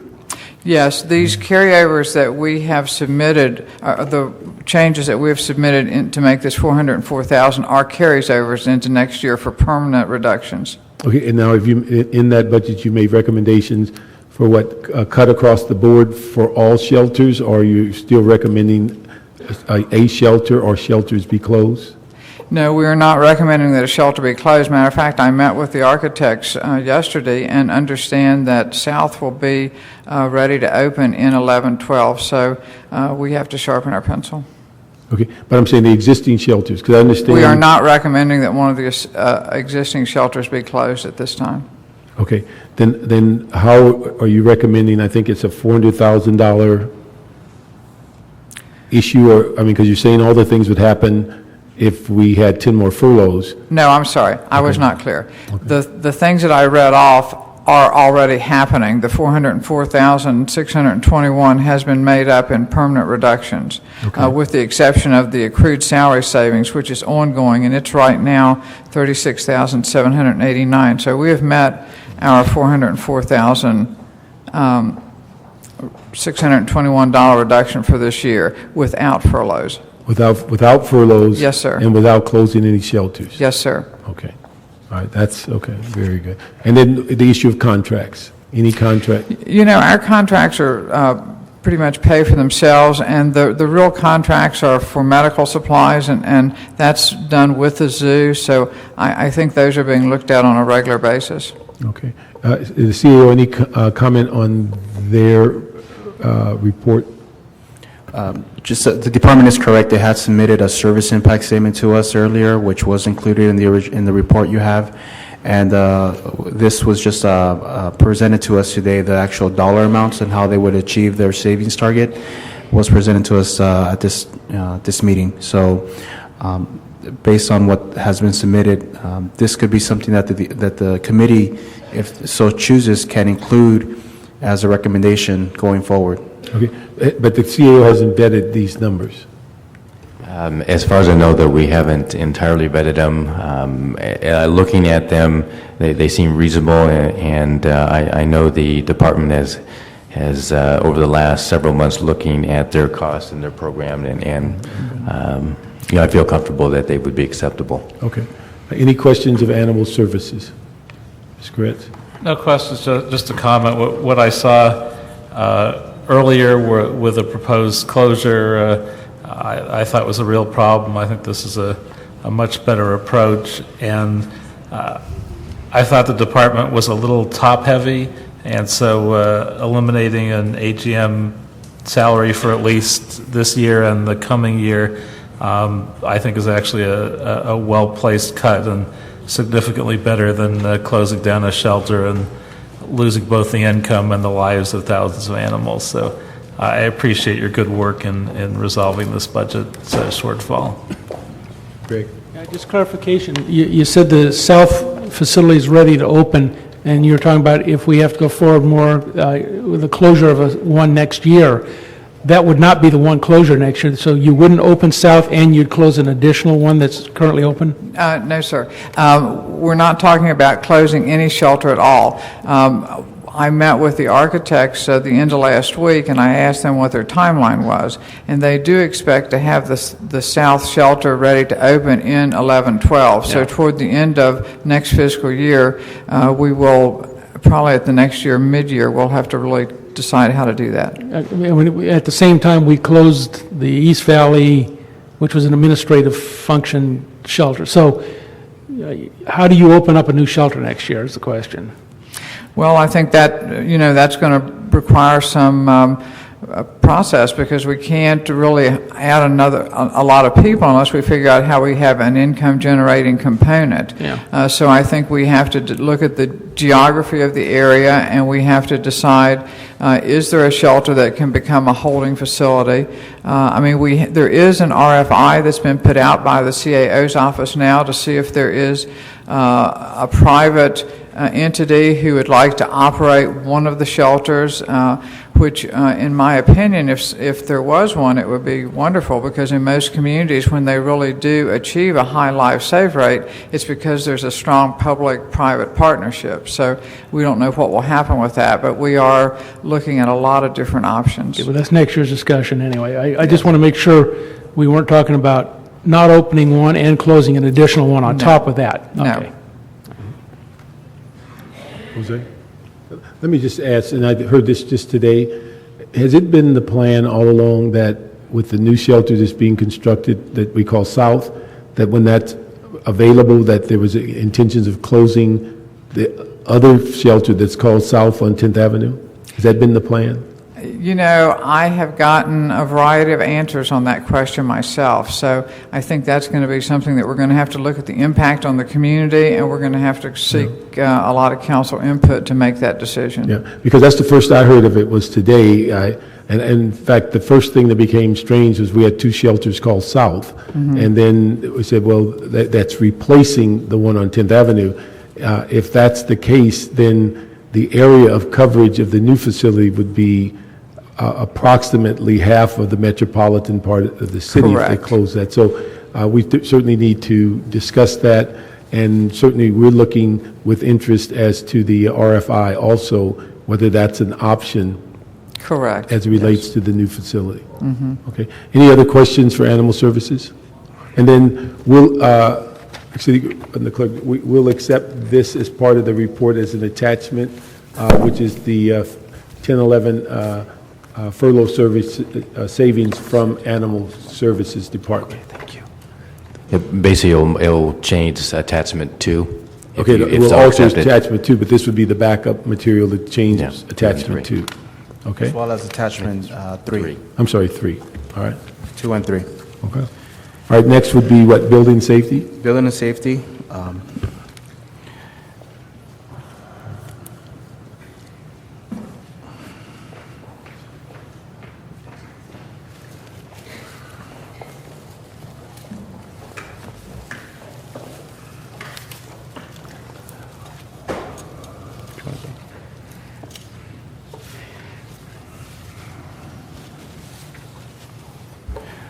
If I could just summarize, Building Safety's proposal was to, they had two parts of their proposal, one of which was to use funds as a partial source of funding for code enforcement.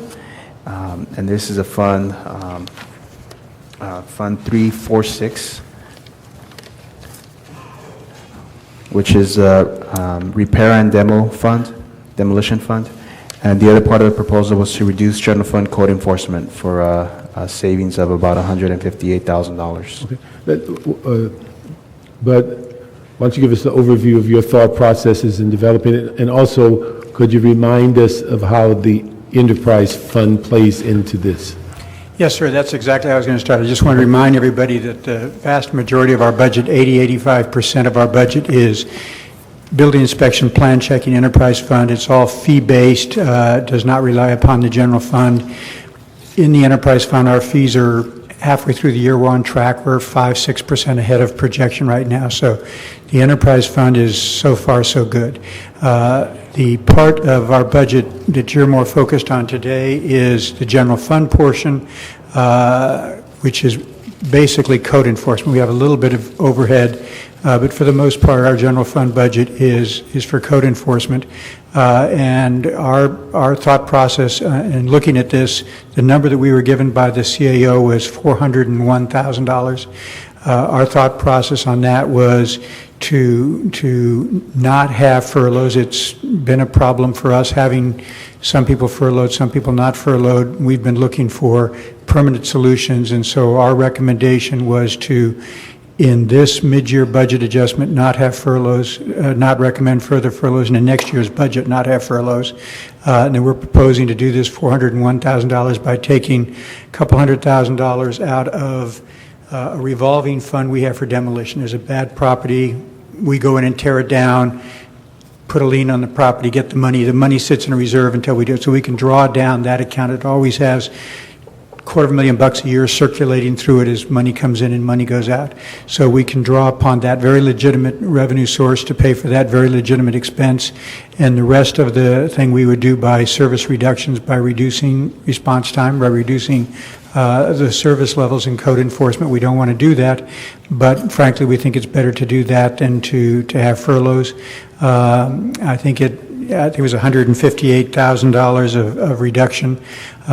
So we have some, because our fees are doing okay in the enterprise fund, we have some transfer opportunities if we have to pull people out of code enforcement and move them back into inspection where fees are paying for building inspection.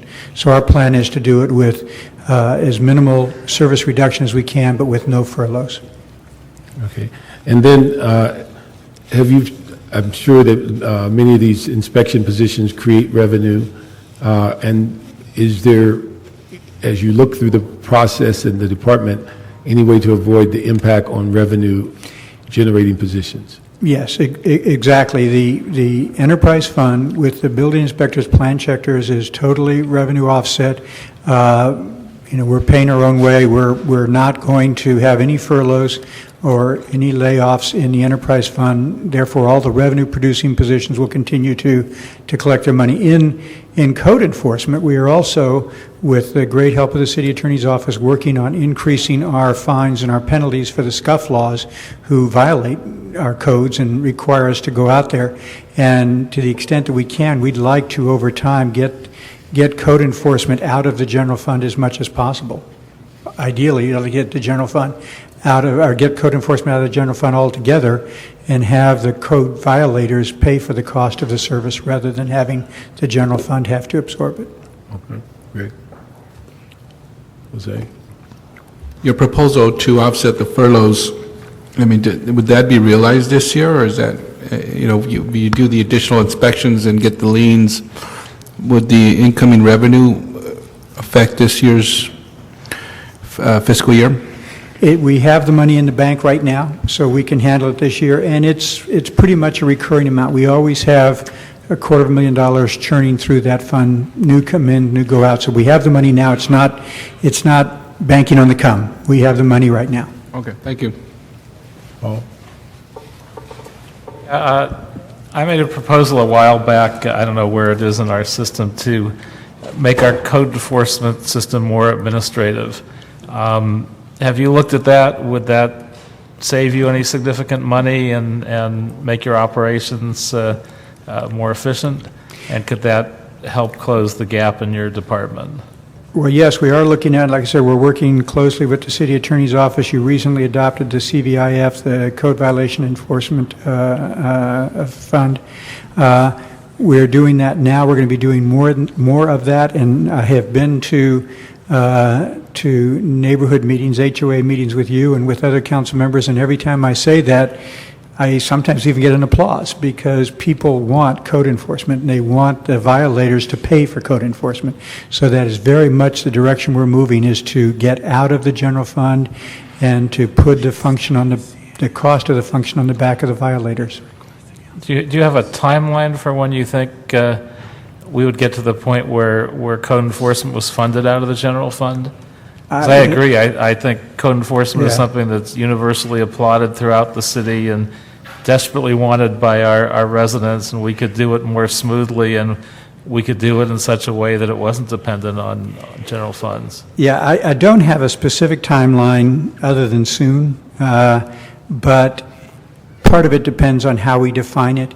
If we define it as our direct costs, I think we can be out of it in our direct costs in maybe a year or two. If it's indirect costs, then it's a bigger nut to crack. Thank you. Okay. From the CAO, any comments on the presentation of building and safety? No, we recommend their proposals go forward. Okay. Thank you very much. Next department would be the CAO.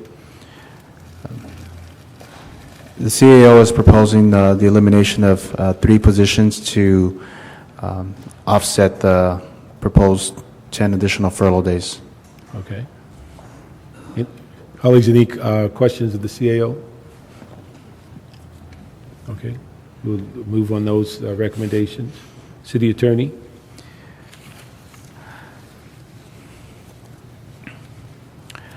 The City Attorney submitted a proposal to identify, which identified an offset that was tied to the movement of a function from one department to another.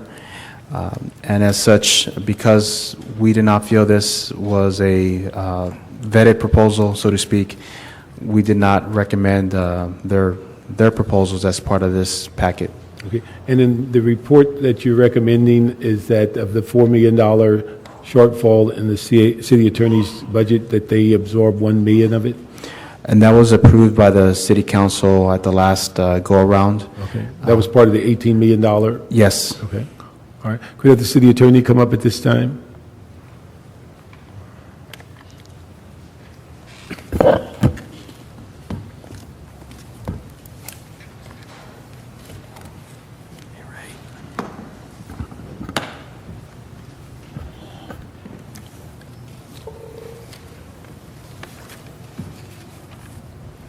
Just wondered if you could give us an overview of your thought processes and recommendations dealing with the $1 million which was approved for cuts in the city attorney's office.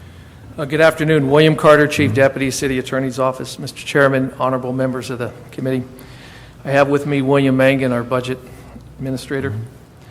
As you can see in the report that was, the memo that was issued on January 21st, last Friday, 2011, you can see the indicated impacts that will befall the City Attorney's Office, and certainly are currently befalling the City Attorney's Office due to what we believe to be very large, drastic, and somewhat arbitrary cuts to the City Attorney's Office over the last 2 years. We don't believe that they fully recognize the public safety aspect of our budget. We believe that every cut to the City Attorney's Office is an impact to public safety.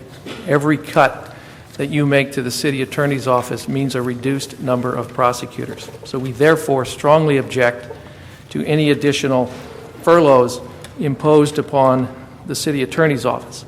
Now, we understand that we were recently cut an additional $1 million. Last year, we were in here, and we took a 10% cut, or what we thought to be a 10% cut this year. It is now translated into approximately a 14% cut, or about $13 million. It's the largest cut of any public safety department. We are near the point where we cannot function as an effective prosecution agency. We have made a number of solutions and recommended solutions.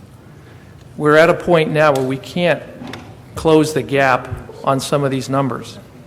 The $1 million we will be able to make, but it'll take 10 prosecutors off our criminal branch. What are we doing to meet that $1 million number? We're going to pull and are pulling criminal prosecutors out of our branches and consolidating our criminal filing downtown. That will have some impact on law enforcement, certainly LEPD and CHP. That $1 million that we save for our department may cost LAPD $1 million or $2 million. I don't know. I know it's going to cost some overtime for LAPD detectives and others to leave the branches to come downtown. Why did we do that? We have to remove our prosecutors from the criminal side so we can transfer them to the civil side and other special funded positions that are newly created. Every cut, as I said, impacts public safety. There may be fewer criminal cases filed in a timely fashion. We are currently working with the district attorney's office because those cuts impact them.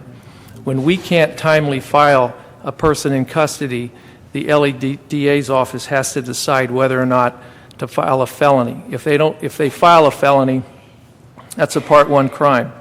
What they've had in the previous, or in the recent past, as recently as last week, the district attorney's office would kick that felony down to us and we would file it as a misdemeanor.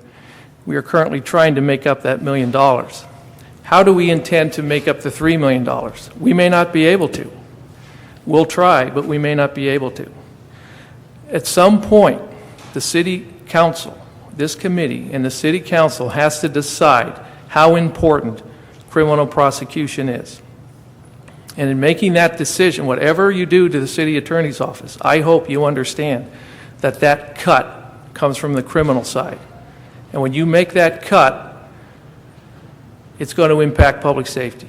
We're not going to be able to file as many cases in a timely fashion. So we are doing our best to meet that $3 million hit that we took. Some of these numbers, I just don't understand. They seem somewhat arbitrary to me, but we're trying our best. Now, that $3 million gap, we've come up with some solutions that reach outside our department. We are no longer dealing with our department. What is the $3 million gap? Well, in this column, and if I understand that correctly, we've been asked to try to find some solutions for a $3 million problem. We will pay $1 million. Let me ask Ben, that's not what I understand. What I understand is that it's a $4 billion gap, and we're asking to find one of the four. Yes, you approved $1 million reduction at the last session, and the $3 million is attributed to the value of 10 additional furlough days. Okay. Yes. Okay. But that was if they chose to do something other than the furlough. Is that right? Well, the way we've approached this report is for each department, if they would want to, well, the direction was to identify reductions in lieu of furloughs, and for each department, they were to identify reductions that were equivalent to the value of their 10 additional furloughs. And for the city attorney's office, that would be $3 million. So it's a matter of whether you take 10 extra furloughs or you find $10 million, $3 million in cuts. That was the direction. But the budget is going to absorb $1 million off the top of their $4 million shortfall. They were already asked to absorb another $1 million. I mean, I'm sorry, they're going to absorb the $1 million. Yes. That's right, okay. We're being hit for $4 million extra. Yes. So that $4 million off the top was the $1 million that the council approved on January 14th. In response to that, we had to move 10 prosecutors out of the branches and move them downtown so that we could be better positioned to move them over into the civil side where we defend the city against lawsuits. It will also move people into special funded positions, which will take them off the general fund. The $3 million, we cannot agree, and we strongly object to any furloughs, any additional furloughs. Our prosecutors are already subject to 26 days of furloughs. The courts are not furloughed.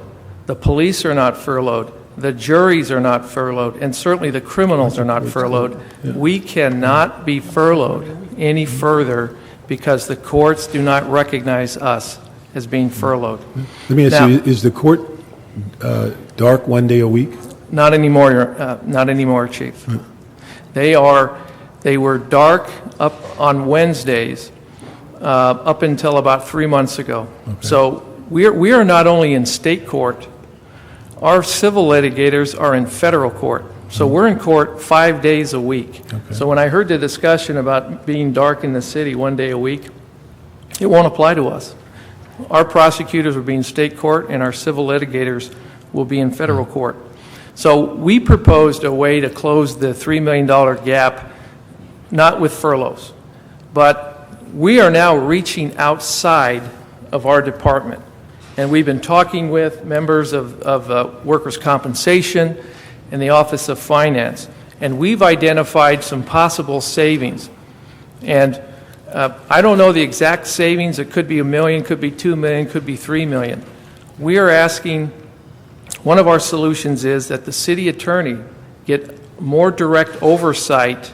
We're going to take the people or take the department over, but give the city attorney a little more direct oversight over the management of the workers' compensation claims, which we believe would help us more efficiently guide those through the system so we avoid certain penalties and mandatory costs.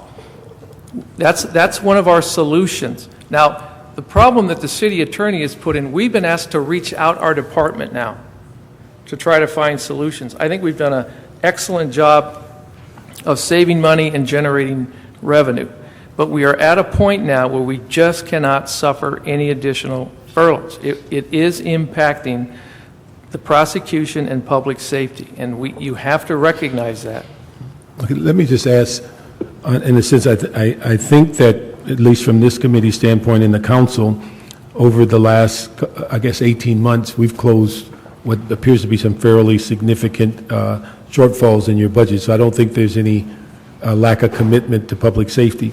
But one of the things I wanted to ask you is that when we talk about the consolidation and moving people to centralized locations, has there been any consideration of video filing or telephonic filings to where people that are in these decentralized locations do not have to all come to one place? Has there been any consideration of vertical filing so that the prosecutors that may be handling the cases might be able to file? Those type of things that just don't keep doing things the way we've been doing them, but are there other alternatives with the technology and computers and video and all the other things that are at our fingertips? We don't have that kind of equipment. In fact, one of our proposals in next fiscal year's budget was a technology upgrade. We just don't have the equipment. We can't even buy toner. We are at a point, Chief, where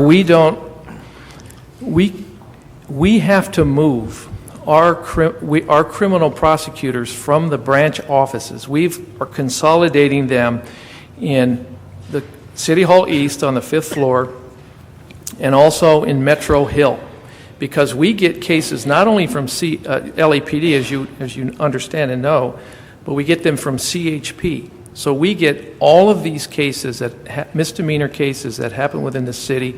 We have to put our prosecutors in the courtroom, bring our filers downtown, and then make a decision on those experienced trial prosecutors, push them over onto the civil side to staff and backfill special funded positions and other special funded departments. And we have to do that. We are at a point where if we furloughed, our prosecutors would be furloughed 36 days this year. And the courts just don't recognize it. On filings, is there a requirement that they be face-to-face contact? You can't do that telephonically? Well, we'd have to review the reports. Yeah.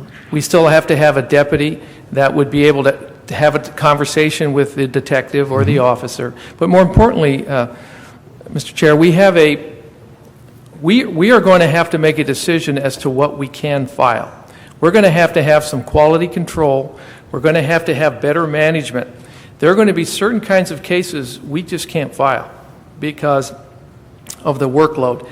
If it's tough now, when we have 10 additional furlough days for our prosecutors, there'll be certain kinds of cases we just can't file. But I'm We just saying, cannot going file. back, anything precludes a prosecutor from providing, reviewing the reports and talking to the investigator over the phone, using faxes to transfer the paperwork back and forth without having to move people to one location. Is that violate anything as it relates to the quality of the cases and things of that nature?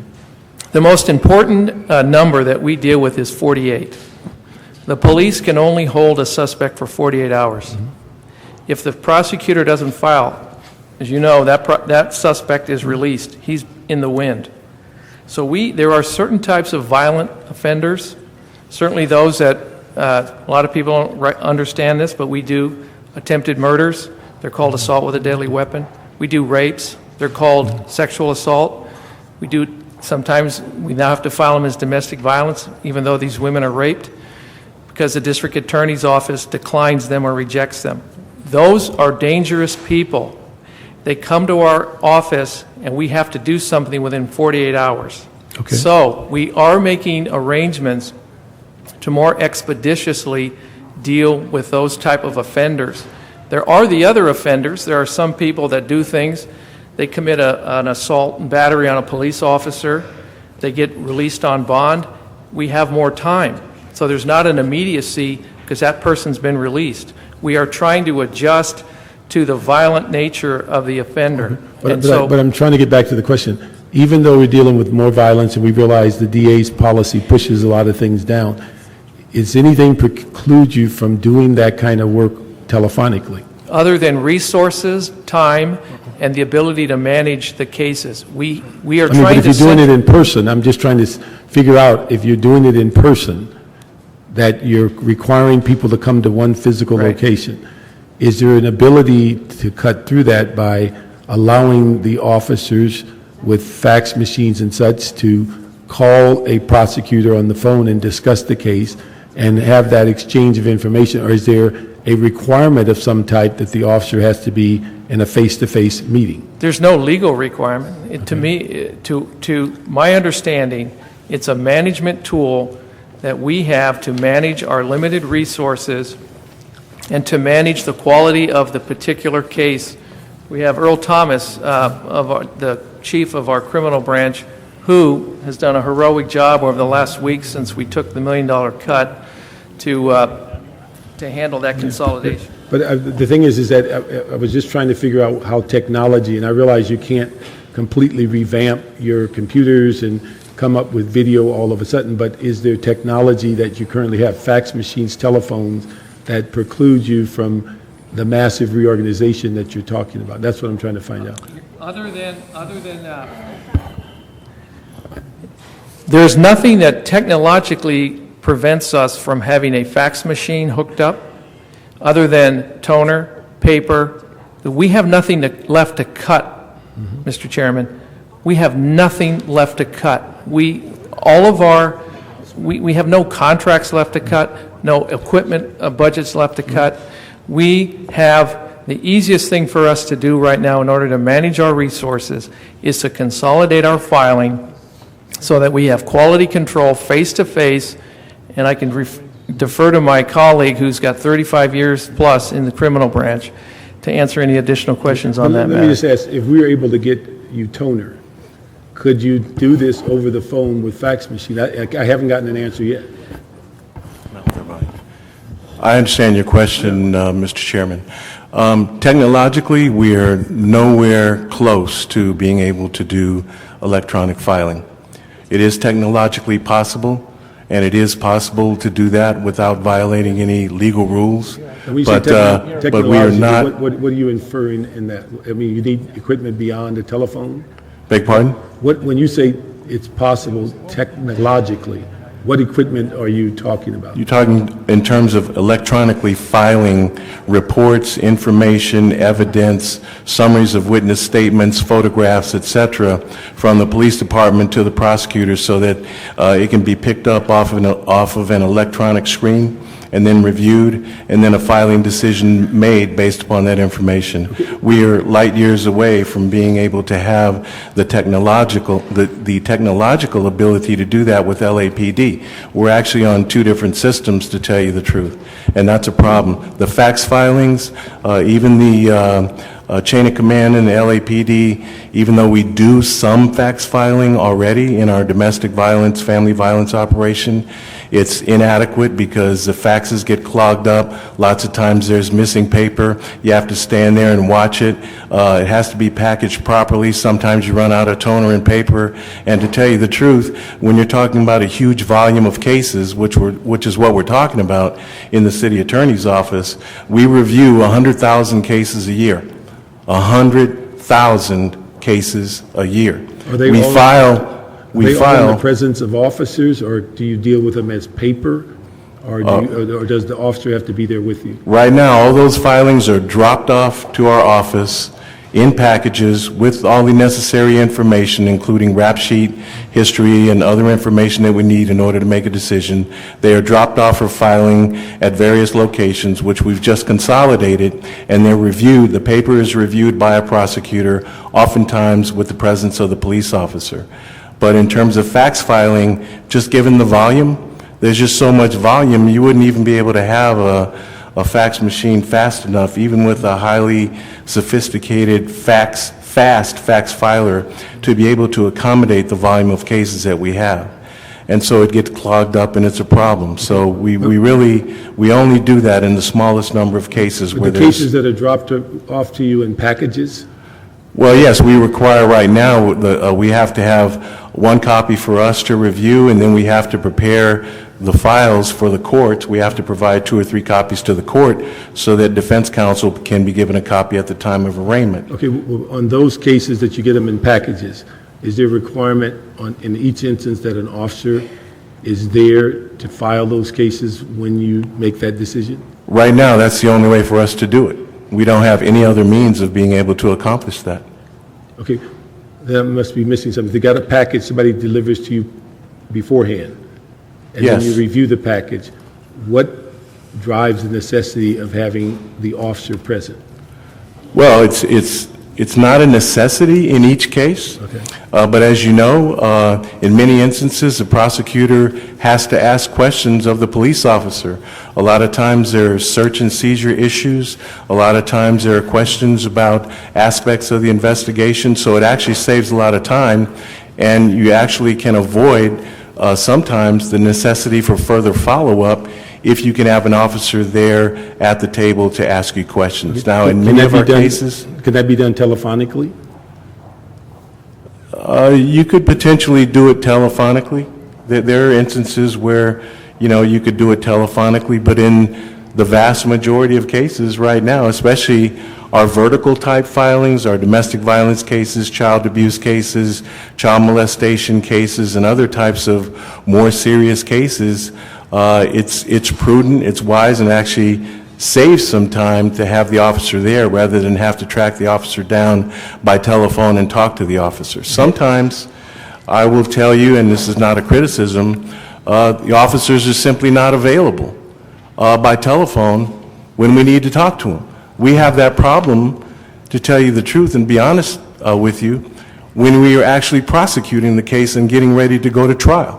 There are instances where we have to scramble to have an interview with the police officer on the telephone. So in terms of filing, we have a 48-hour filing deadline. We have to get that information quickly. And so I can anticipate that, whereas telephone conversations may seem, it may sound like it's a good idea, it may sound like it would save time, when we need to speak to an officer, we have to speak to him right away because we're running up against a very tough filing deadline. If we do not get the case filed, the defendant is released from custody. And if I may, regardless of the technology and whether it's over the phone, the reality is there'll be a fewer number of prosecutors. This is just the first step. This cut has forced us to have to consolidate filing. At some point, with additional cuts or furloughs, we will recommend the closure of the branches. We will close the criminal branches and pull all the criminal filings downtown. We'll be forced to do that just to keep the office afloat. We did the calculations. If we had to furlough our attorneys 10 more days for the next 6 months, that's 62 full-time prosecutors for 6 months. Where do I get that number of bodies? We cannot sustain any more furloughs in the city attorney's office. Let me just, my final question is, in evaluating most of your comments have been about furlough of attorneys.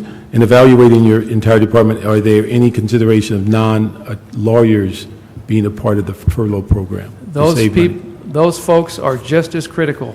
I understand, but I'm saying, is that part of the plan, or is it just attorneys that you? No, support staff too. We cannot sustain furloughs for prosecutors, litigators. Is that part of the plan for the cut, the $1 million cut? Yes, we will be moving support staff too. Yes, to handle the $1 million. Yes, because we have at least, I think, 3 or 4 special funded support staff positions that we will move those people into. Thank you. We've already moved some of those bodies. Yes. Just one comment, and it seems like the entire discussion for the last hour has been about furloughs, but it's really about the $4 million that you're still short in your budget from closing. So do you have any recommendations other than furlough to reach that? We have done, I believe, an excellent job of meeting our budget obligations over the last 18 months. That's the problem. That's what the $4 million is. But, we were cut so drastically. Bill, there's not a single general manager sitting out there that's not going to say the same story. Not a prosecution agency. There's not one. Well, you're the only one. So, That's you can easily say, no prosecution agency got cut like us. Well, there aren't any others. No, that's correct. And you have to recognize that. There are no others. There's us. And every time you cut us, you cut a prosecutor. There's not one public safety office that got cut 10%. We did. We got cut arbitrarily last year. No, the LAPD got cut $100 million. That's 10%. The sworn got 3%. We got cut 10%. You increase the sworn officers who arrest criminals, who bring them to us, and you cut the prosecutors. We didn't increase the size of LAPD a single officer last year. You didn't increase us either. You cut us. No, but you just said we increased LAPD 3, but we did not increase them by a single officer. You increased their budget. We decreased their budget by $100 million, which is 10%. And we got cut 10%. Yeah, so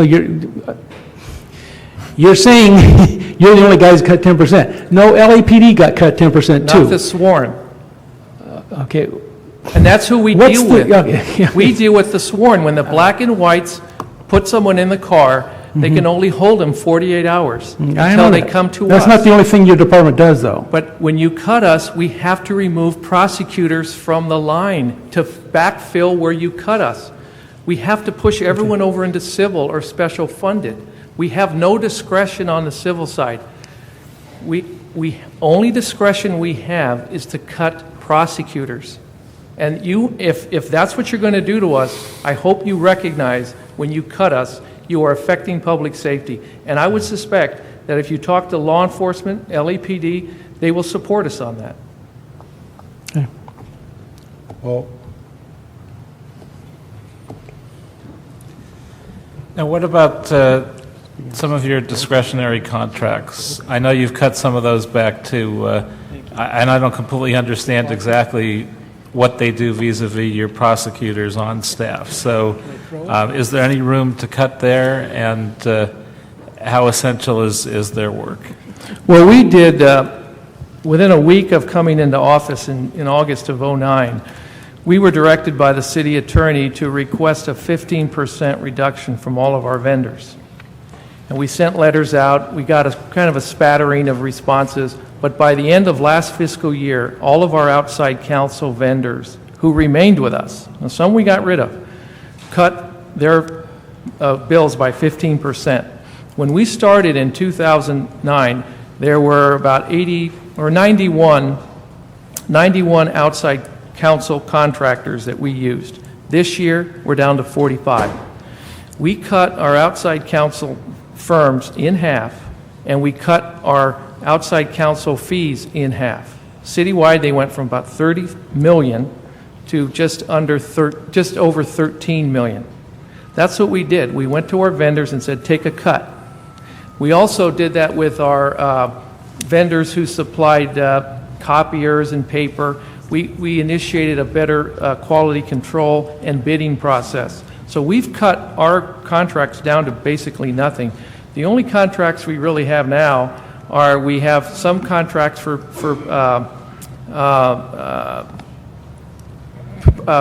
private investigators, and we had that fund from the billboards. We spent about $20,000 of that so far. We also have some vendors. Bill Mangan is here, he can add to that. But we've done a pretty good job of cutting our vendors just by asking them to cut. Bill Mangan.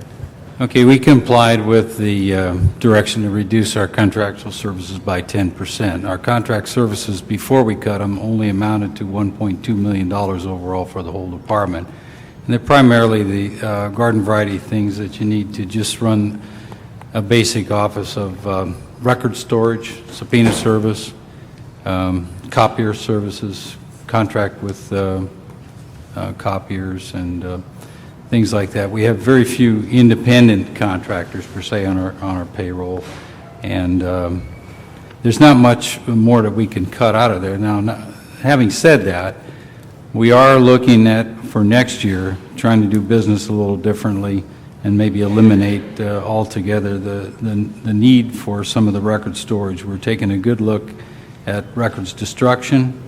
We think we're going to get rid of about 10,000 boxes of older criminal case records, and we're going to move quite a bit over to Pipertech to the extent the space is available there. Just trying to eat away at our contractual services budget, recognizing we'll probably get asked to reduce another 10% going into next year. So we're actively working on looking ahead to next year. But there's just nothing there. I mean, when you're starting with you know, an $80 million department, of which $1 million is contracts, there's just not much to work with without really tying our hands and making us unable to carry out the administrative function of the department. Great. Thank you. Let me just say, close this off with, I'm going to ask the CLA and the CAO to work with the city attorney's office and seeing if we can look at technology that might assist them in addressing some of their filing issues. We're also going to ask the city attorney that in looking at the budget, there has to be, we realize you have not hired anyone, but you're going to have to make the cuts that are necessary. They can't be absorbed in any other department. And I'd like to find out whether, you mentioned on one of your recommendations, working more closely with the issue of the workers' comp. Does anything preclude you from working with personnel department on that issue? No, I think we're actually doing a pretty good job of working with workers' comp and personnel. We have Carl Moody, who's the chief of our workers' comp division. Mr. Luther's here. I think over the last few, well, certainly I know in the last few years, Carl Moody and others have been presenting training to the workers' comp folks and personnel. And I'll let Mr. Luther and Mr. Moody answer any other questions. To David Luther from the Personnel Department. To answer your question directly, there's nothing that precludes us from working together to achieve efficiencies and continue to improve the program. Recently, the City Attorney's Office had suggested an idea of joint oversight, and we thought that was a good idea. We've already had 2 joint oversight meetings, and the focus of those meetings really are to work, I think, more strategically as a team than we have been. We'll be the first to say that since Mr. Trutanich took over as a city attorney, we've noticed some improvements ourselves in our relationships with workers' comp and in some of the programs that we're working on. We do expect to achieve sizable savings in that program through implementation. I won't go into all the detail, but basically 4 initiatives that we have in personnel. The city attorney has highlighted some additional areas that I think we would also concur that there's more improvements to be had, and our commitment is just to keep working together with them to achieve those. So the issues, you do have a working relationship. There's nothing precludes that continue to grow. And so at this time, there's no real reason to move that function from personnel department to the city attorney's office. But I would ask that, again, to work with the CAO-CLA on the issue of technology. I'd ask the CAO to look at the issue of whether these concerns about toner and equipment are valid and whether we're funding those equipment accounts. But again, the final message is that that $1 million has to be cut, and we need to make sure that the city attorney provides that. Almost everything we're going to deal with today has some direct or indirect relationship with public safety, and so the message is pretty clear. We're sensitive to it, but we have a $40 million deficit today if we continue to receive our revenue on schedule and we do not continue to spend beyond our budget. So that's today. For next year, we're at $360 million. So the key is whatever we do today structurally is going to help us next year. And if those who have had 8 and 10% cuts this year, the likelihood is that those kinds of issues are going to continue for next year's budget unless there is a massive windfall or there's revenue that we're unexpected. And so I would just ask the city attorney to work with the CAO, let them know where those cuts are going to come from. And we clearly understand public safety is a key, but on the other hand, what you don't cut, another department will end up cutting, and the issue is most of them are carrying a burden that they can't afford either. So I'd ask you to do that so that we can move on with this budget process. Thank you very much. City Mr. Clerk. Chairman, we're not complaining at this point to avoid the $1 million. We understand we're going to absorb that, and we are doing that. We did that last week. Okay. It's the $3 million, obviously.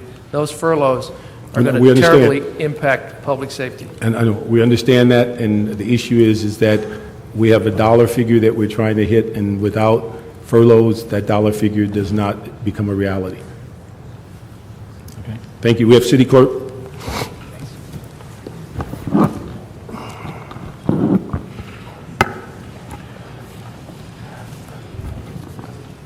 The city clerk indicated in their response that they would be able to absorb the amount related to the reduction in EAA furloughs. However, there was no response related to the reductions in lieu of furloughs.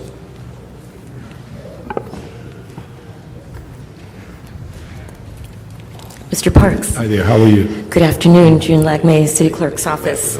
To summarize, our share for the P3 contingency plan was about $157,000, of which we have provided $73,000 by the reduction in the reimbursement of EAA furloughs, which means that we still owe $84,500. In our report to the CAO, we addressed the specific question of the impact of an additional 10-day of furloughs. We came to the conclusion that we would really have no recourse except to close 2 of our divisions, Council and Public Services and Administrative Services, 1 day a week. We do feel very strongly that it is a good idea to synchronize this with other city support departments, such as controller, city attorney, personnel. If Mondays were selected for closure, the difficulty would be the fact that 2 of our most prominent council committees meet on that day, budget and safety, and budget and finance and public safety. So discussions would have to take place on temporarily moving those Monday meetings to another day of the week. Friday closures, of course, would be feasible only if the council were to recess meeting on Fridays till the end of the fiscal year, or else changed its 3rd meeting day of the week to another day, say Thursdays. Other considerations would be this would be 1 day less per week to prepare for the weekly council and committee meetings. We foresee some possible implications with Brown Act and also charter deadlines such as Charter 245, wherein the council has X amount of days for a veto of board actions and acting upon the veto of board actions. If the city clerk's office were closed on the 21st day, such deadlines would have to be moved up. Similar to the charter provision that the mayor has 10 days to concur, sign, or veto council actions, if the clerk were closed on that 10th day, that too would mandate some administrative changes to move it up, and many offices would be affected. For closure in our administrative services, which handles the expense accounts, travel, and payroll for mayor, council, and the CLA, we would require earlier deadlines because of the closure one day a week. We freely admit that it opens it up for more possibility for error. We could miss discounts. We could conceivably miss payroll deadlines, especially if we're not open the same day as the controller is open. And lastly, speaking on our records management division, that division is already closed one day a week. The additional closure would mean that records management would be open only 3 days a week. This would impact upon the public and also departments, especially city attorney and police department, who do require access to the city archives. Subsequent to our provision of this information, we came aware on Friday that we may not have prepared the response that your committee was expecting as far as long-term structural adjustments. We have ascertained that we do have a vacant and unfunded clerk typist position that we are willing to put forward for deletion. In addition, the question on contracts in our office, I remind the committee that the contracts that we administer are essentially the council's own contracts, also those contracts that support council activities such as council translation, the Granicus streaming of council video and audio recordings such as this very committee meeting, and some small contracts for our own copy machines, which we have already drastically reduced. And we truly did not think it was wise to cut back or offer to cut back any contracts because they directly impact your offices. Let me just ask a couple of questions.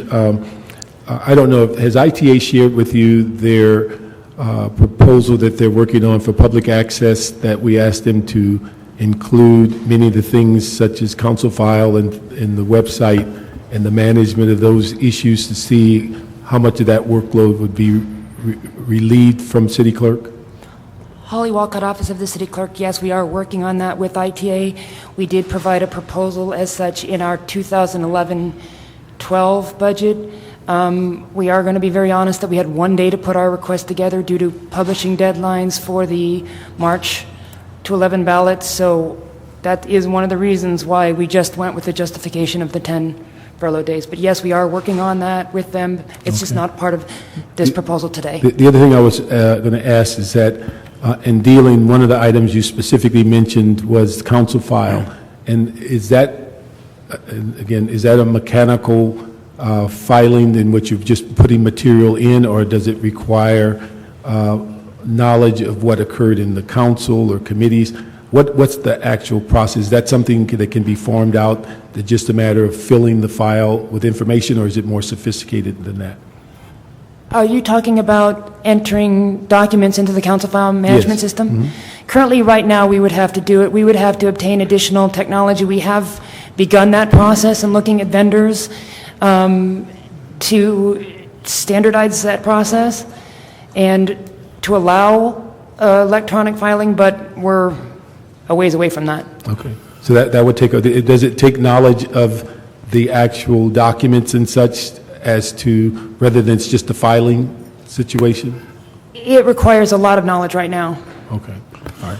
Then let me ask one other thing, is that for the CAO, and this is something that comes up clear from this department and others, is that whether they're the primary support for the council, whether they're, and I think for discussion at the council as part of this report, a consideration of council meetings Tuesday, Wednesday, and Thursday, which allows them to then work their schedule around either a non-council day on Friday and a minimal committee days on Monday and these other days to see how that fits into a situation in which would, I think, positively impact the operation of their department.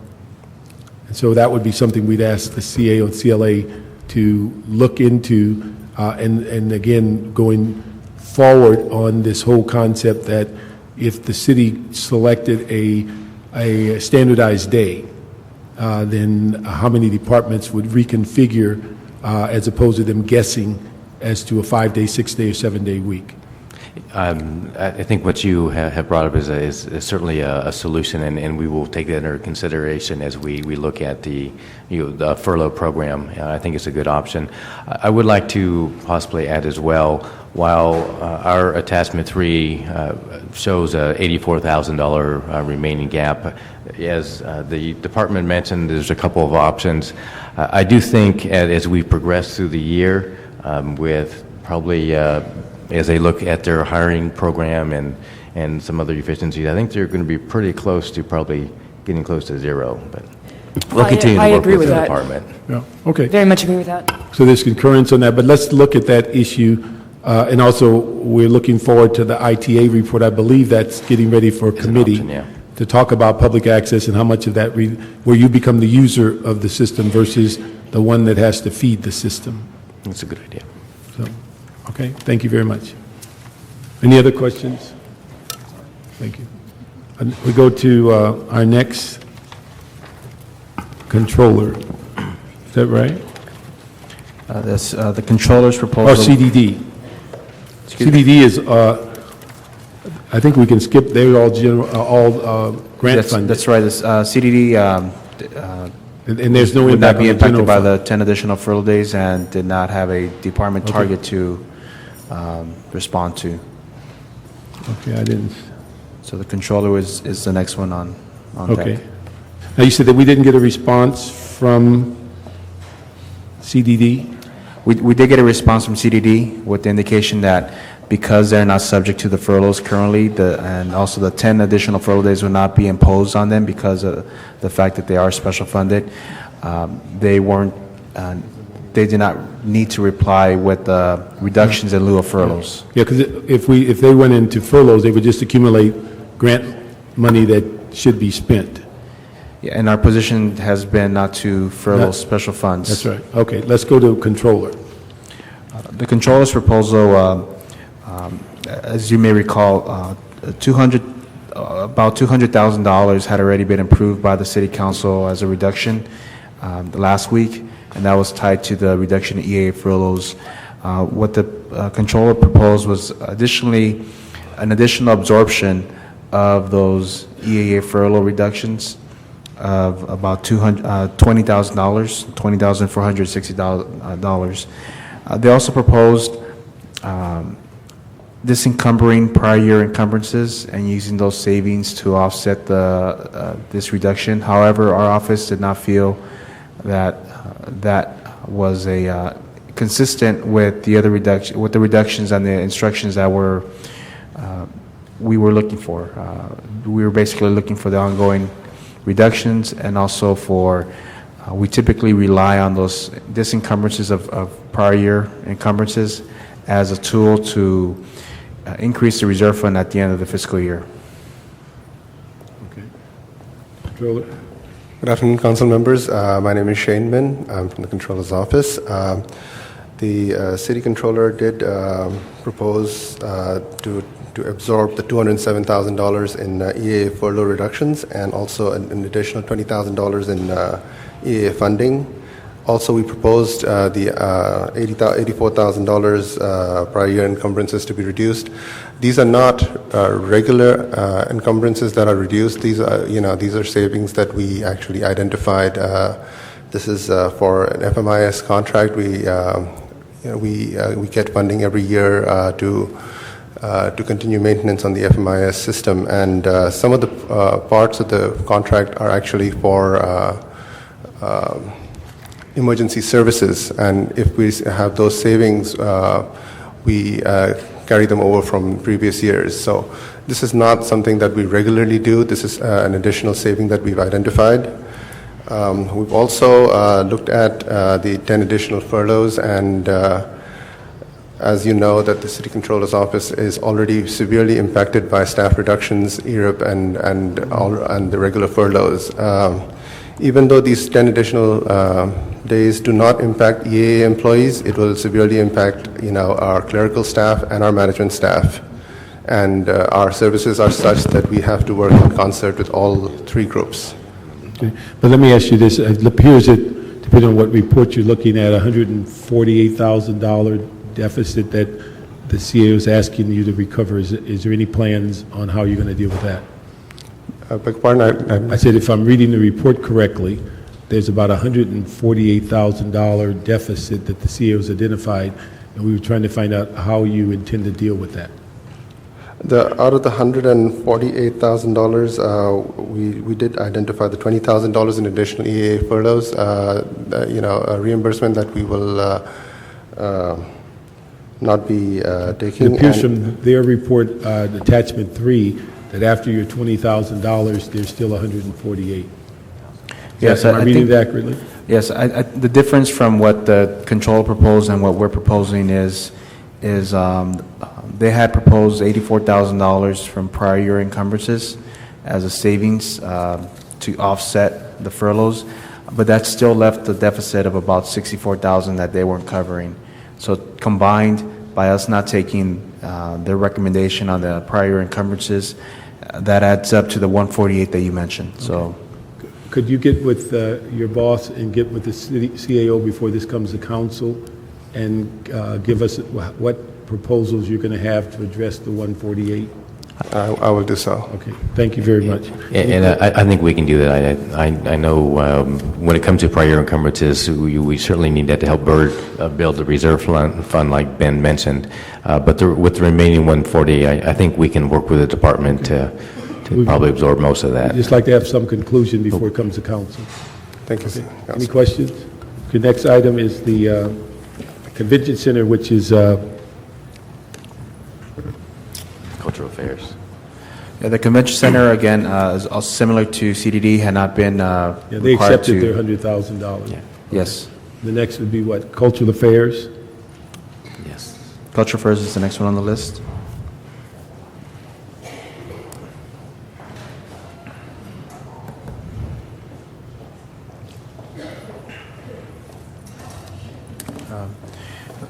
As I mentioned earlier in the meeting, the proposal submitted from Cultural Affairs was to, the proposals identified what they would need to do to effectuate the reductions that council approved last week, and that was about $69,000, but also the remaining balance of their target, which was an additional $32,000. So combining those two, the department submitted 3 proposals relative to those targets. Okay. Let me just comment on a couple of notes, just so that we're all on the same page. I think we dealt with civic funds last budget year, and I think this committee decided that civic funds are part of the council office discretionary funds, and in many instances when the council offices will be taking their cuts, many council offices will use that as part of it. So we don't want to double count and make it as part of cultural affairs.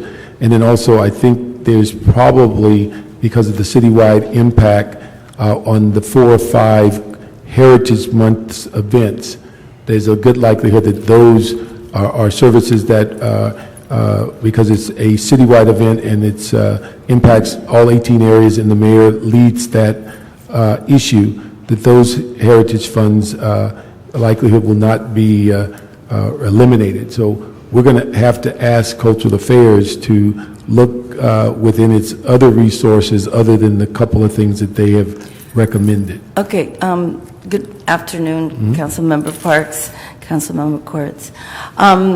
In terms of the 2 printing accounts for the council's Heritage Month celebrations, we have identified other printing accounts that we would be able to shift into that, so there wouldn't be any cut into the actual production of the pieces that we publish for those Heritage Month celebrations. As you know, the bulk of the money that we spend on the Heritage Month celebrations are corporate donations from long-term patrons such as the Disney Corporation and Target and several of the media stations. So these monies are monies that we add to the pot of money that we get from the corporate sector, but we have identified an identical amount from other savings in our printing budget, so there wouldn't be any negative impact on what we're able to deliver. So that's why we proposed those two cuts. They're relatively small amounts, so we feel confident that we have enough savings in our other printing budget line items that we would be able to absorb that. In terms of the council civic fund, I actually apologize for putting that down, but we were asked to make structural cuts that we could implement this year and possibly into next. Unfortunately, it's so late in the year that all of our grants have been spoken for. You know, panel meetings take place throughout the previous fiscal year to adjudicate the proposals that we receive. So this is very late in the year for us to identify a structural cut. If we're allowed to make those same amount of cuts this year by cobbling together savings in different line items and then come back to you next year with a similar plan for the same amount, we can effectuate that without touching the council civic fund. And we regret that we even put that in there, but it was really the only sort of pot of money that we had that we could offer to you that would have a 2-year impact. So if you allow us to do that, we would be more than happy to come back with cuts for FY 10-11 and then a new set of cuts for the same amount in 11-12. Okay. What I'd like you to do is that work with the CAO on something that can be brought forward to council after it leaves this committee so that we can address the 10-11 issue. And then I'm sure that if it is structural, it will carry over to the following year, or it will be part of the budget process that you submitted. So we just need to have you work with them to come up with dollars and figures for this year. And then next year we can come back with another set of... And if there's some savings because of the way you are constructing the printing, certainly we want to absorb those savings, and particularly if there's not a lessening of quality and things of that nature. Correct. Okay. So if we could ask you to work with the CAO to bring us that back before this comes to council. Okay, thank you. Thank you. Next is disability. Disabilities reduction target was very minimal, a little bit less than $9,000, and they're proposing to address that through absorbing that in their various accounts. Okay, move on then. El Pueblo? Next one? El Pueblo? Is that the next one? I'm sorry, what? I'm sorry, I couldn't. El Pueblo, is that the next one? What's next? Oh, the next one. Okay, the next one is Department of Neighborhood Empowerment. Yeah. Oh, that's because that was over here. Okay.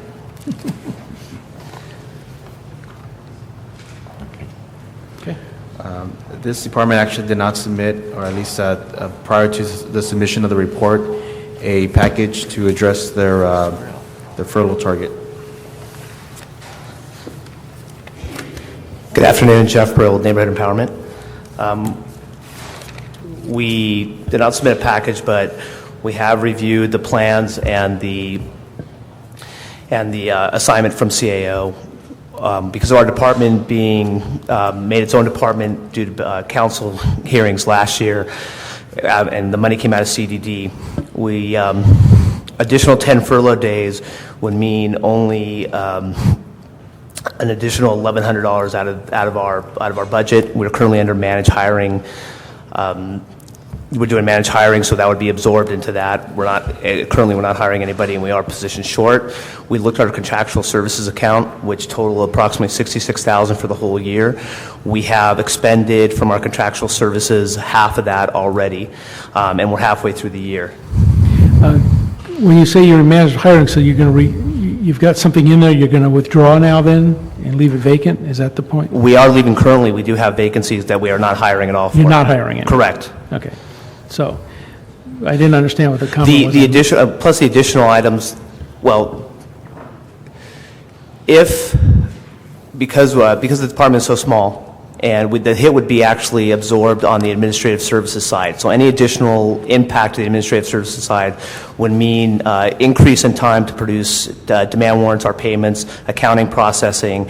We'd miss deadlines in regards to that. Also, in addition, would be we have some Brown Act issues in regards to our neighborhood councils and the Board of Neighborhood Commissioners. We have issues with that as well when it comes to our positions. We only have 4 positions that are EAA funded. Yeah, I mean, it's a very small department, what's left of it, and, what was intent was a year ago was to eliminate the department and meld it into CDD, then we pulled it back out, then we sent it out for discussion, and there was to be a discussion, I thought about asking the neighborhood councils to help fund some of the functions you do. Was that ever done? Not to my knowledge. I thought that was a discussion we had in the budget hearings last year about how's the neighborhood going to get funded. The neighborhood councils are actually doing more for themselves. They're doing some more they're doing outreach. They're taking a lot of some day-to-day assignments on. However, though, when it comes to the contractual issues and it comes to general administrative support from downtown, we still have to produce it. We still have to support them as well. And with that, we already have, again, short-staffed. Our accounting section has taken a big hit and has been absorbed on that side. Any additional would come from also for that side of the fence. Okay. Anything else? Okay. Next department. The next department is emergency management.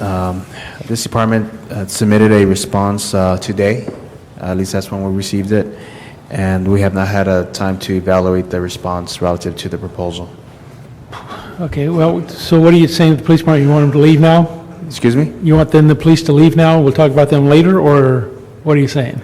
No, I'm indicating that this is emergency management department. Yeah, no, but you just said that you haven't had a chance to look at the police department. Are we keeping him around for no reason then? No, I think he probably misspoke, but I think he was saying with EMD, we'd not receive a proposal as far as, dealing with the reductions. I don't believe we received anything on the impact of the furloughs until... No, they had some. We had impact statements on the furloughs, which were included as part of the report. What I was saying is that they just recently, today, submitted a reduction package, which we have not had a chance to review. Okay, EMD. EMD. I thought you said police department. No, I said EMD. Okay. EMD. Okay. Is somebody here from EMD? Let me just ask a question before, because I was stepped out for a minute. Disabilities, although it's a small amount of money, my understanding is that what we're impacting is that there's 2 positions within that small department that every service goes through as a flow.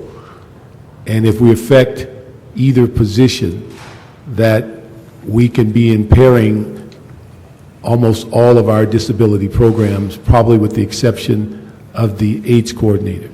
And so I just want to make sure that because they're so small, and we're talking like pennies. It was 9,000. Yeah, I mean, so if we can make sure that does not affect those two office positions in which they're the intake for all disability programs. And we'll double check when we get to council. As I understand it, it's some expense. It's from the office and admin account that they're going to offer up, but we'll double check and make sure it's not going to impact But staffing. for 9,000, I'd hate to say that we dismantle. Yep. And actually, going back to Dunn, where we just had the discussion, I think their target was the 12,315. I believe we can work with them to actually be able to effectuate that reduction, and so we can add that to our attachment too as well. Okay. And then where are they on their overall proposal? Is that coming in the 11-12 budget? I'm sorry, the proposal? I thought they were going to give us some plan of how they were going to be permanently situated That is, we're looking at that now, and I believe that that is being discussed. Okay, so that's in 11-12. Yeah. Okay, okay. Emergency preparedness? We just did that. Are we through? Yeah, 9,000.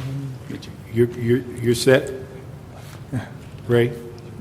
Ben, you set on emergency preparedness? No, we indicated that we had just received their proposal today relative to their cuts. And as you may recall, the council had approved $58,000 in reductions from EAA last week. And so the remaining balance for them was approximately $13,000 to absorb. Okay, so you guys will work that out between now and council? We will review what they submitted. Okay. And we asked emergency preparedness to work out that issue with the CAO before we come back to council. Okay? Thank you. All right, next item.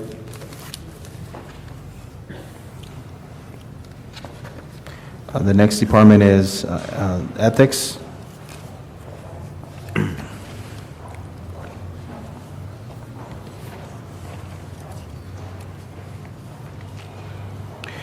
The response submitted by ethics was for the elimination of a senior clerk typist, which would be an ongoing source of savings, as well as the delaying of a hiring of an ethics officer 3, which would be a one-time savings. So the combined amount did address their entire target.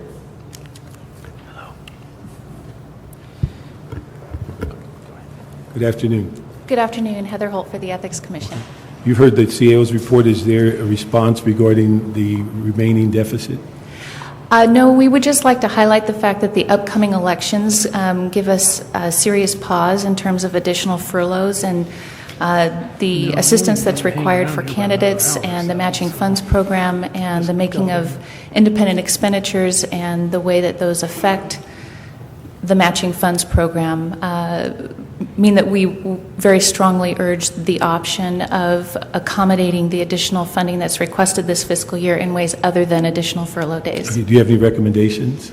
I'm sorry? Do you have any recommendations? Yes, our two recommendations, which would more than cover the nearly $42,000 that's been requested of us, are to eliminate a senior clerk typist position, as well as to delay the filling of a vacancy that we currently have.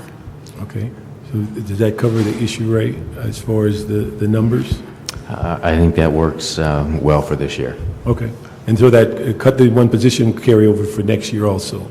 With the elimination of the senior clerk typist actually is an ongoing savings. Now, would you delay the hiring, through this fiscal year?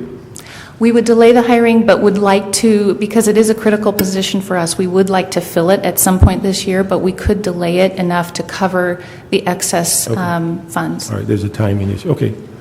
Any other questions of ethics? Okay, thank you. Next, finance. Finance is the next department, and I just want to mention a correction on our attachment 3. We listed the proposal as a one-time savings, but it's our understanding that finance has proposed as an ongoing savings.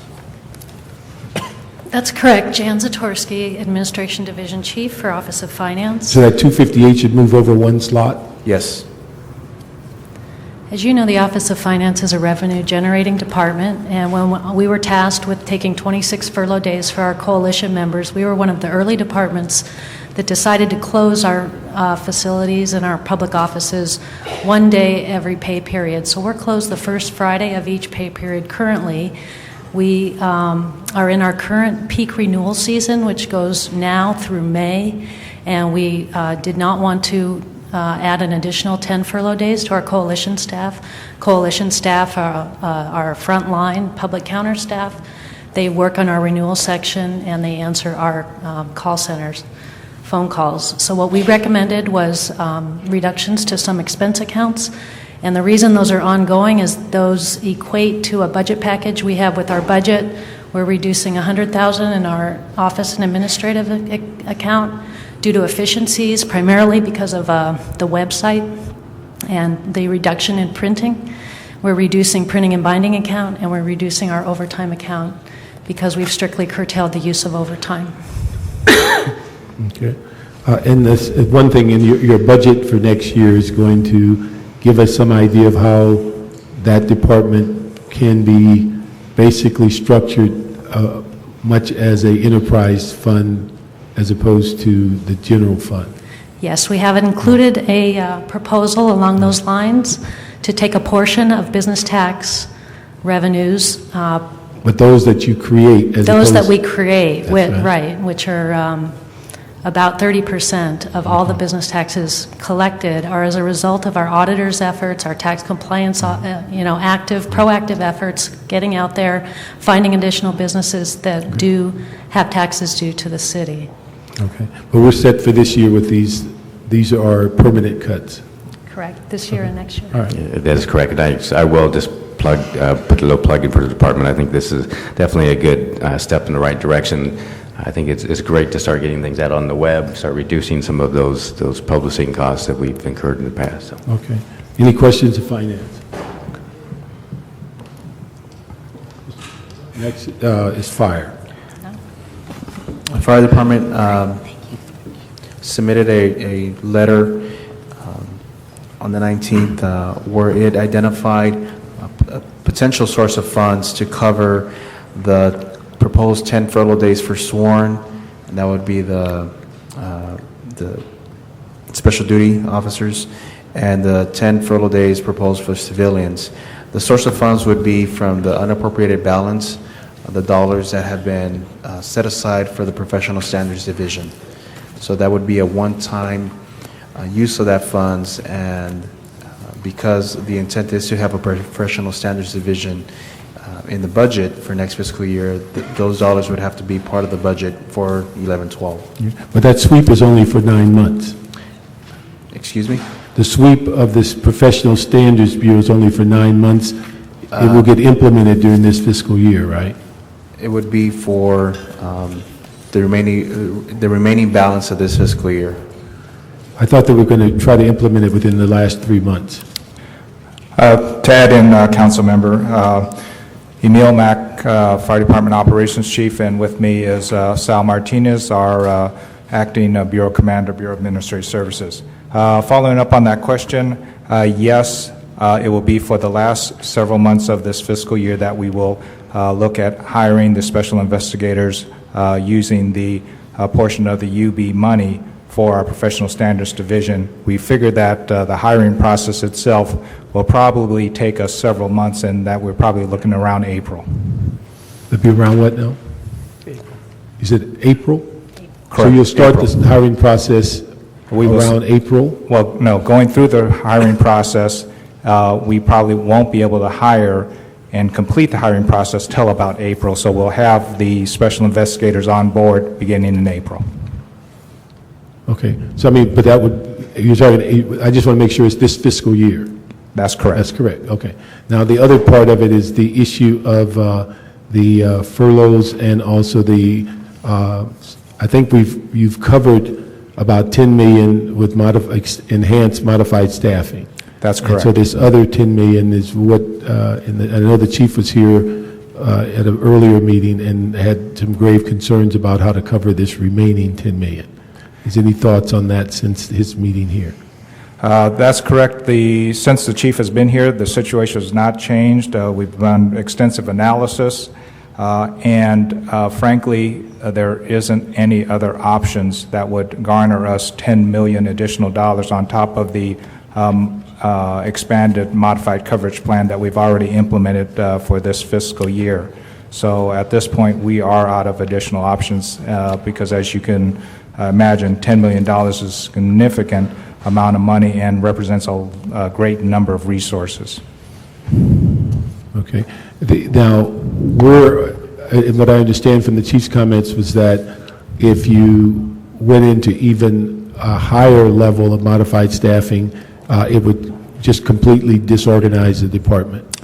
Absolutely, and just kind of from the simple numbers, when you count the number of people that we now have involved in the modified coverage plan every day, 122 firefighters, we are running into days that we cannot place all 122 into positions to offset constant staffing overtime. So we have reached a level that we are unable to continue to maintain the level of savings if we were to add any more resource closures. So the modified, with the extended modified coverage has maxed out. But explain that to myself and the public.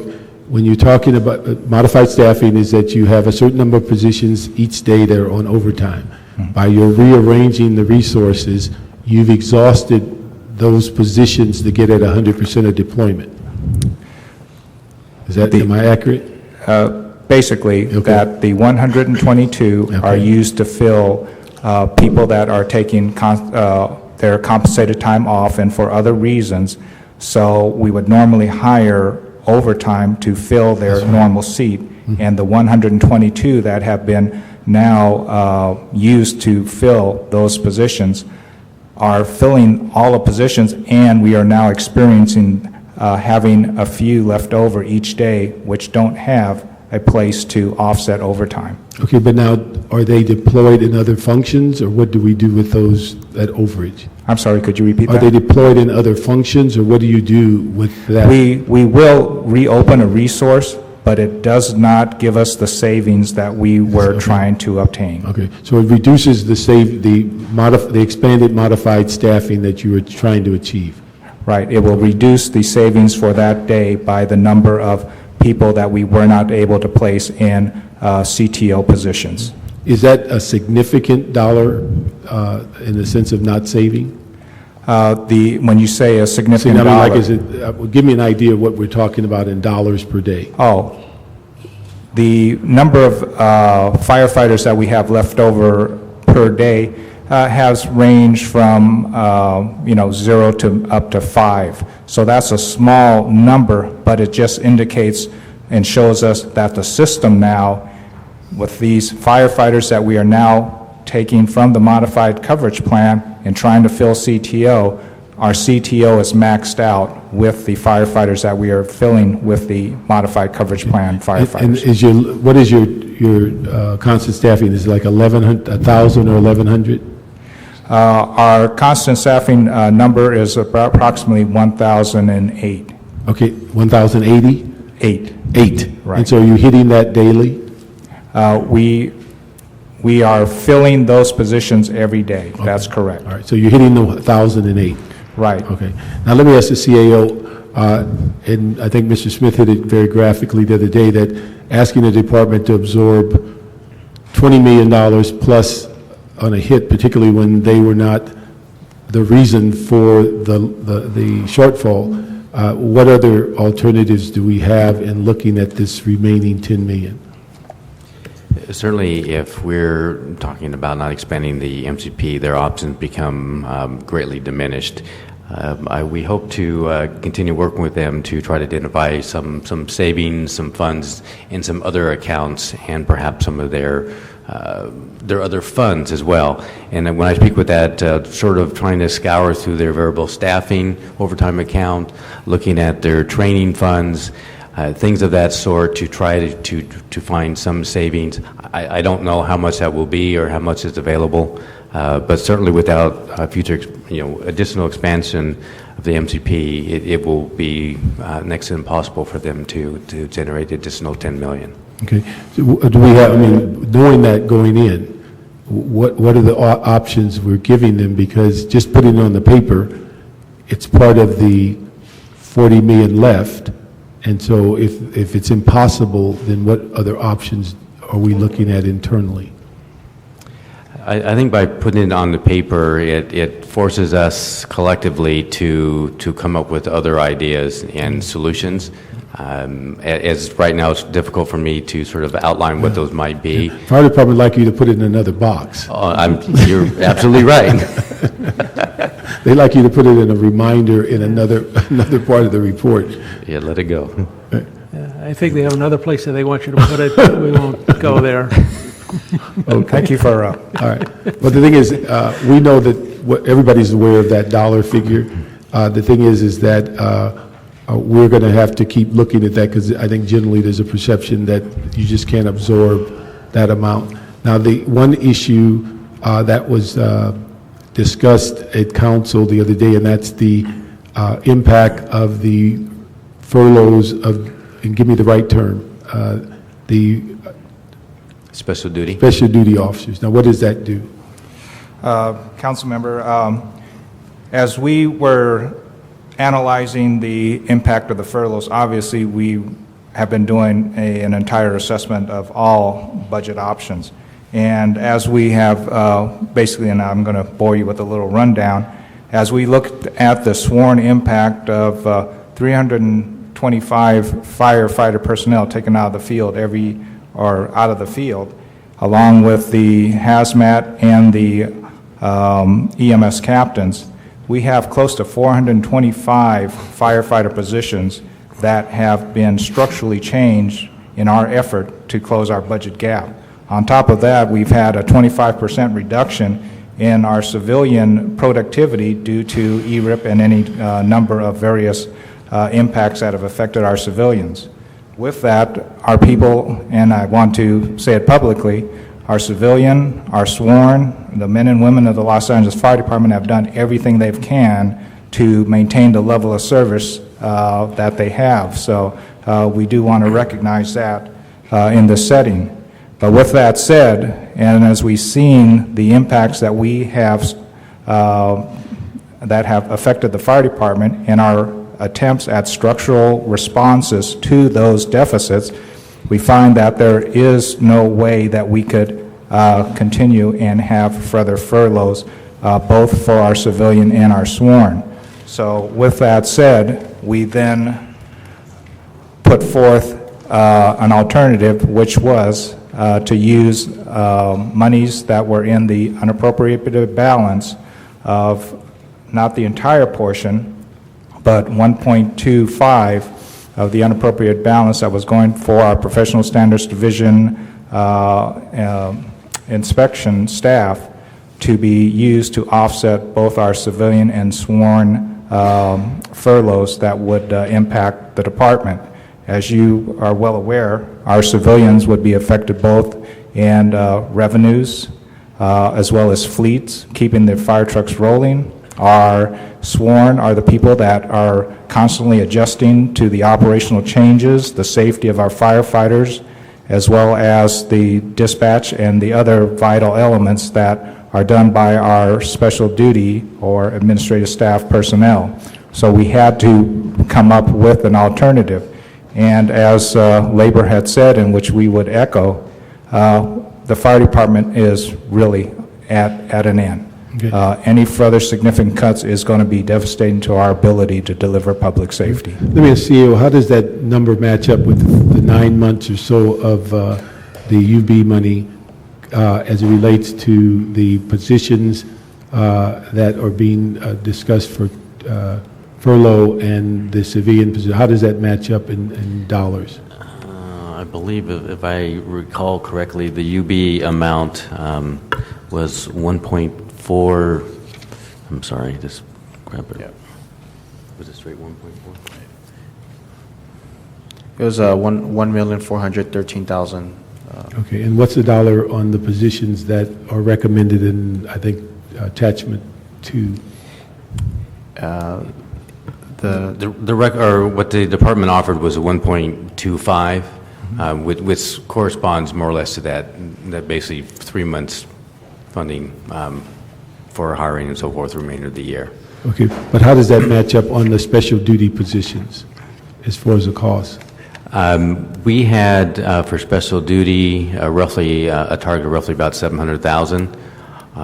If there are any changes or elimination or decision not to move forward with furloughs, then it's an additional burden. Okay, but if they've offered up 1.2, that can cover at least on this time the issue of the special duty.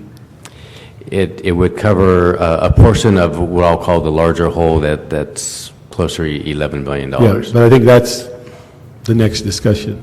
What I'm interested in is the special duty and the issue of the furlough for firefighters, and that'd be the first time I think we've ever done that, but if we have a $1.2 figure that matches that particular issue as a trade, then we can take that off the board, and we'll deal with the remaining 8-9 million down the road. Well, it would actually... They're not going to be able to resolve that today. It would actually cover their, the furloughs for the sworn, the special duty, as well as the civilian. Okay. So we can basically make that trade today and adjust and look at the remaining dollars that are in their budget deficit and how we're going to resolve it at mid-year and others, so we can swap those $2 amounts. Okay. I think it would take care of a good portion of that. Okay. I would ask you to sort of instruct us to continue to work. We'll keep working at it, keep but working again, at it. I just want them to leave with some peace specifics. today? Yeah, and also we want to make sure that, Chief Mack, that we do have to have professional standards up and running before June 30th. That's been our commitment. So if we can take that 9 months and swap out those two and make sure we have special, the professional standards by June 30th, I think we got the best of a couple of worlds. Absolutely. Okay? All right? So we can do that, and then we will be adjusting, but we're going to ask you to keep looking at some of that 10 million or whatever portions of it, because it's just not going to go away. We understand. Okay? Thank you. Next is the General Services.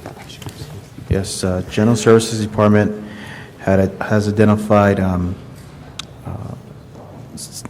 reductions in various accounts, including contractual services accounts, as I indicated earlier, as well as adjustments in other accounts to meet everything with the exception of the $300,000 that had been identified for the furlough days on General Services Police. I'm sorry. Karen was harassing me. Now, what was that? That's okay. Okay. He said General Services is great. Great, okay. Okay. General Services has done a good job closing the gap. And so where are we now on the sense of, we're down to what, a couple of $1 million? No, they're about actually... $300,000. Yeah, I just wanted to see if you're alert. Yeah, and that $300,000... The check's in the mail. Now, this is another department that is struggling to provide service. Definitely. If they don't know what workforce and how many days the workforce is working. So that's another issue to throw into that discussion, is that do they provide a transportation system for the city for 4 days, 3 days, 7 days, 5 days?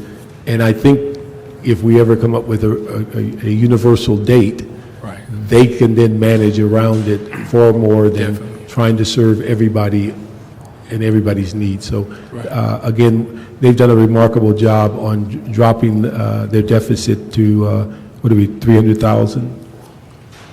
So do we have anything that... No, sir. That you guys will work at the rest of it and all that other good stuff? Well, I have a concern because it keeps coming up, and I thought we'd resolved it a couple times, and that is the General Services Police Force, which the CEO continues to argue that they are civilian, not sworn. And Mr. Parks and I keep saying they are sworn, they're not civilian. And here they are in the mix again for furloughs, when I thought we resolved that earlier this year, that they should not be furloughed. And the reason is, as we reduce services in the city, we reduce billing hours, they become a more and more important player than anybody else, because they're going to preserve the buildings that we're closing down and the services that we're not offering in some departments anymore. We have to preserve and protect our buildings and our workforce that is still working. So why are they back in the mix for furloughs? I think it's because of the fact that we still have a deficit that we're trying to address, and so... Yeah, I get that, but I thought we resolved that earlier this year. Mr. Parks and I said very clearly, and the committee agreed, and the council agreed, that the General Services sworn officers are police officers, and they should have the same exemption as LAPD, because they're doing the same kind of work. And yet, you throw them back in the mix every time the mix comes up. Certainly, as we look forward, I mean, we have a deficit. I think we have this in our recommendation 3 because these were things where amounts where we get to sort of a final goal as far as solving. It doesn't necessarily mean that we believe that all of these will ultimately be approved or we should move in that direction, but it is we see it as a reminder for us that we still have a gap to solve, and while the particular option may not be what we have as far as the dollar amount, we still need to Ray, I would agree with that if it wasn't that the proposal you put out there matched the dollar amount we were trying to solve for. If you'd given us a laundry list of options that included $200 million in options and you guys picked $63 million, then I'd agree with you. But you proposed originally a $63 million solution which included this. So that doesn't quite hold true. Well, I mean, it's just kind of a demonstration of the fact that the options are very limited, and so if it seems that it's been an option that's been tried and failed, because there's so many limited options, we have to just keep trying to see what we can Ben, get. I don't think anybody here, look, we've been through this for 2 years together. We get it. Well, most of us do, not all of us do, but most of us get it. You don't have to put that point across to Mr. Parks or I certainly, or Ms. Perez, the committee. We've been living it like you have. So I think that your message is certainly loud and clear, so third time, it's gone. Okay. I wish I could bank that, but I'll take it under advisement. Thank you. Maybe a charter amendment or something. Well, the solution obviously is to quickly resolve the issue with the accretion of them into the LAPD. That solves your problem. I'm not so sure it solves Tony's problem, but it would forever end that debate at least, so. Okay. All right, so we're set, Tony, as far as Mr. Chair. your operation, and, sorry, you got. Yeah, I just want to echo for the record, even though I'm pleased to hear my colleagues saying the exact same thing. I don't want to see this cut made. I don't want to see it suggested back to us. The fact is, I think the only reason it's here is because LAPD officers are a sacred cow. There's a sacred number the mayor has set. These officers do work that is just as important. In fact, in some ways, more critical with the things we've seen with the shooting of the Congresswoman and other things. We clearly need protection for officials and for our buildings, and this is one thing I don't want to see suggested again. Let's consider this a dead issue and find somewhere else to cut. We're trying. And other than that. Can we all sing Kumbaya? Next department. Thank you very much. We're going to go next to, is that ITA? Ben? Yes, ITA is the next department. And this was one that had a technical correction on the attachment, which actually reduced their remaining amount by about $500,000 more. Now, what chart are you altering? Attachment 3? Attachment 3, yes. And where is it you're making a change from what, the 801? Let me just find it.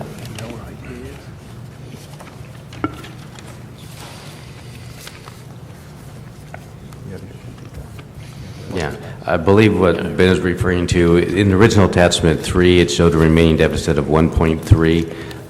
In removing the 500,000, it takes it down to 801, yes. Okay, so this figure on attachment 3 is accurate? The revised attachment 3, Okay, yes. all right. And then let me ask ITA, I think we made adjustments on our last council meeting to leave about 700,000 in your budget? Good afternoon, council members. Mark Wolf with ITA. Yes, Councilman Parks, the reduction was 534,000 in regards to the additional audit monies that we're going to be collecting. All right. And then what is the issues in the sense of your service impacts on where CAO still shows somewhere about an $800 million deficit? What is your sense there and how that gets resolved? Well, if I could step back, as was recently discussed in council, the reductions that we've already taken have rendered the department nearly unable to maintain systems, networks, and operations. And as a part of this exercise to look at the additional target reduction of 1.2 million, we evaluated the impact of 10 additional furlough days on our operations. with 74% of our staff that are coalition. So in looking at the impacts of furloughs, we found that in many cases they would have devastating impact on our operations. Some examples include in public safety, our support of police and fire 911 dispatch centers, police and fire radio communications, and the communications that we install in public safety vehicles. In addition, another public safety impact would be our avionics support for police and fire helicopters, as well as support for citywide command posts. And last, in public safety, for our support of LAFD's move to the new EOC. In addition to the public safety impacts from these furloughs, another area that would be a critical impact would be on citywide projects such as the Financial Management Systems Project, the FMS project, that has a go-live date of July 1st. The 10 additional furloughs would be a significant impact and a high risk for us to be able to meet that deadline. In addition, there are some other critical projects that would be impacted, like SMS, the procurement system, and our payroll systems, which at this point, due to our staffing levels, we're having difficulty to continue operations of. Last, in terms of impacts that we feel that we could mitigate, is impact on some of our citywide operations like help desk and desktop support, Channel 35 services, council audio, and some of our application support. We feel that in these last examples, that by having a standardized city furlough day, that would help reduce the impact of those particular areas.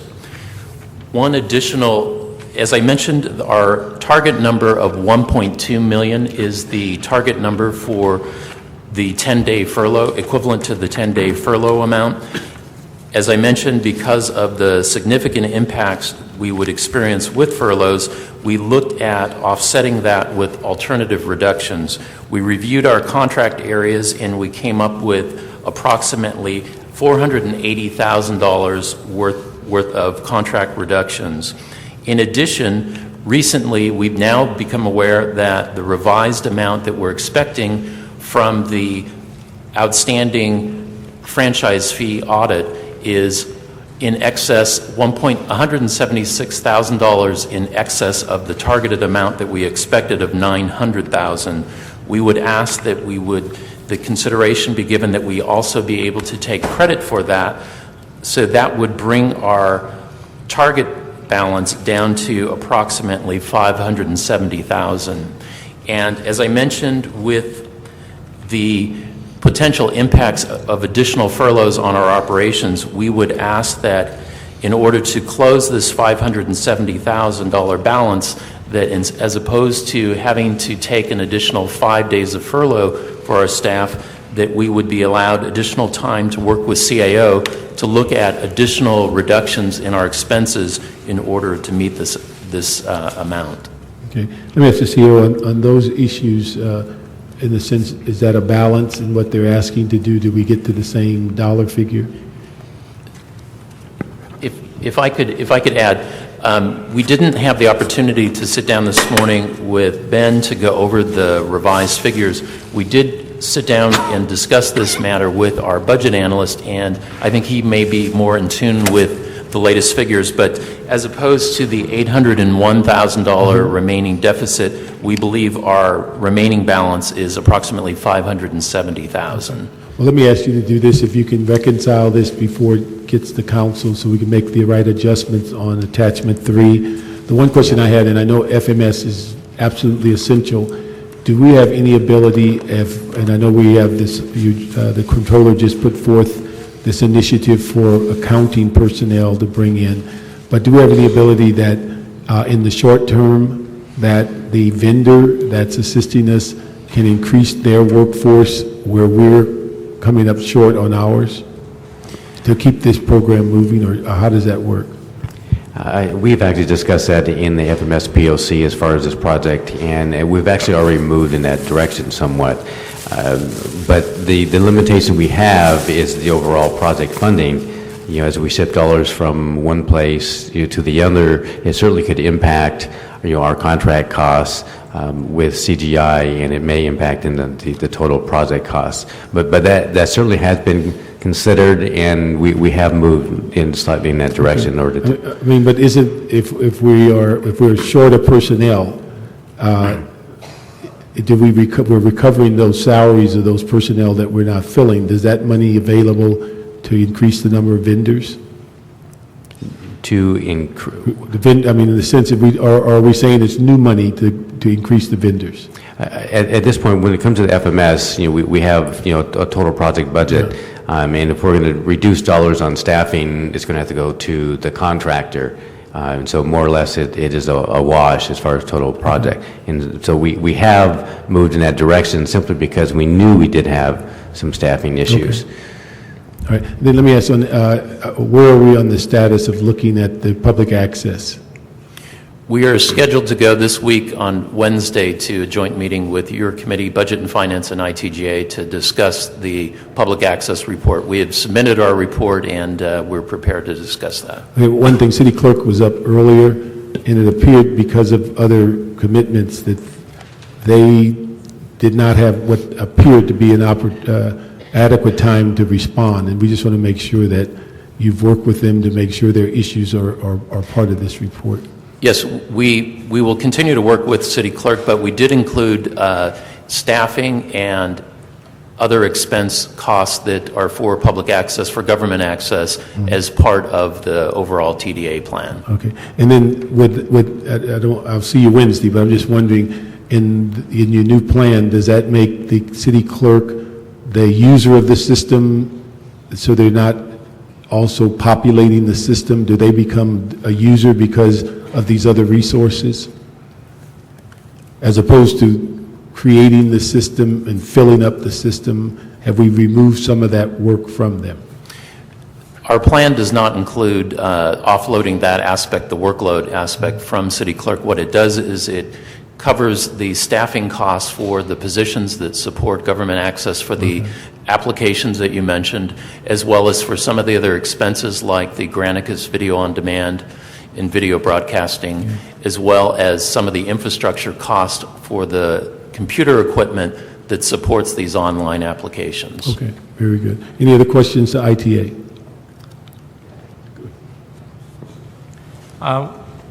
We've already sort of touched on this, but my question is, how many of the things that we're trying to do as efficiencies will be impacted by budget cuts? In other words, again, the point that I've made in some other areas of this budget, are we actually losing money with some of these cuts, or are we projecting to lose money with some of these cuts as we move forward with efficiencies that are technology dependent? Councilman, I would say with the initial $480,000 of contract reductions that we submitted, we feel comfortable that we could sustain those reductions. Beyond that, for the additional $570,000 that we need to come back to you, I think that we still need to look at that further to better understand what the impacts of those further reductions would be. In regards to furlough impacts, we clearly understand that by imposing additional furloughs on our staff that are already stretched very thin, it definitely would have an impact on the services that we provide for being able to support city systems and the network operations, and that, of course, would negatively impact the operations of departments and being able to provide services to the public. In terms of new projects that we've talked about or in the process of implementing, do you have any sense of how those would be impacted as opposed to just supporting the ongoing services of the city? I think probably the highest concern that we have in terms of meeting the target and being able to deliver would be for the FMS project, and that's why for that project especially we are working diligently with the Controller's Office and other city departments to ensure that we are able to meet the go-live date for July 1st. But in terms of risk, that is probably one of the critical ones. Some other areas that also we are wanting to also ensure the continued operations for the LA RICS project, our support there, as well as the avionics support. So those are both examples of projects where, again, we we would like to have our staff exempted from furloughs because of the operational impacts it would have on public safety. Great, thank you. Thank you very much. If you could work with CAO before it comes to council. In fact, Ray, when do we plan for this to come to council? Is it this week? I think that's something we can discuss. The option is whether we want to move on a special for this Wednesday or whether we want to wait till probably the following Tuesday. Okay, very good. All right, next would be personnel.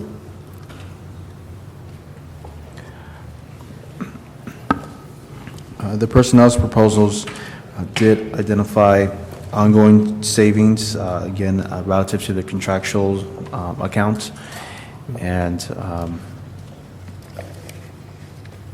based on their proposal, there would still be about a $80,000 target to be identified.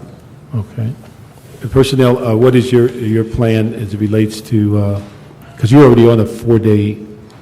Yeah, we're one of the departments on a closed the first Friday of every payroll period. Okay. And then what's your plan as it relates to the deficit that's been identified? What we've proposed in lieu of the additional 10 furlough days are what we would consider ongoing cuts to our contractual services account. Mr. Koretz had made it a point for us to take a look at that, and that's what we've proposed. Essentially, that moving forward, the reductions that we had proposed for next fiscal year's budget into this fiscal year.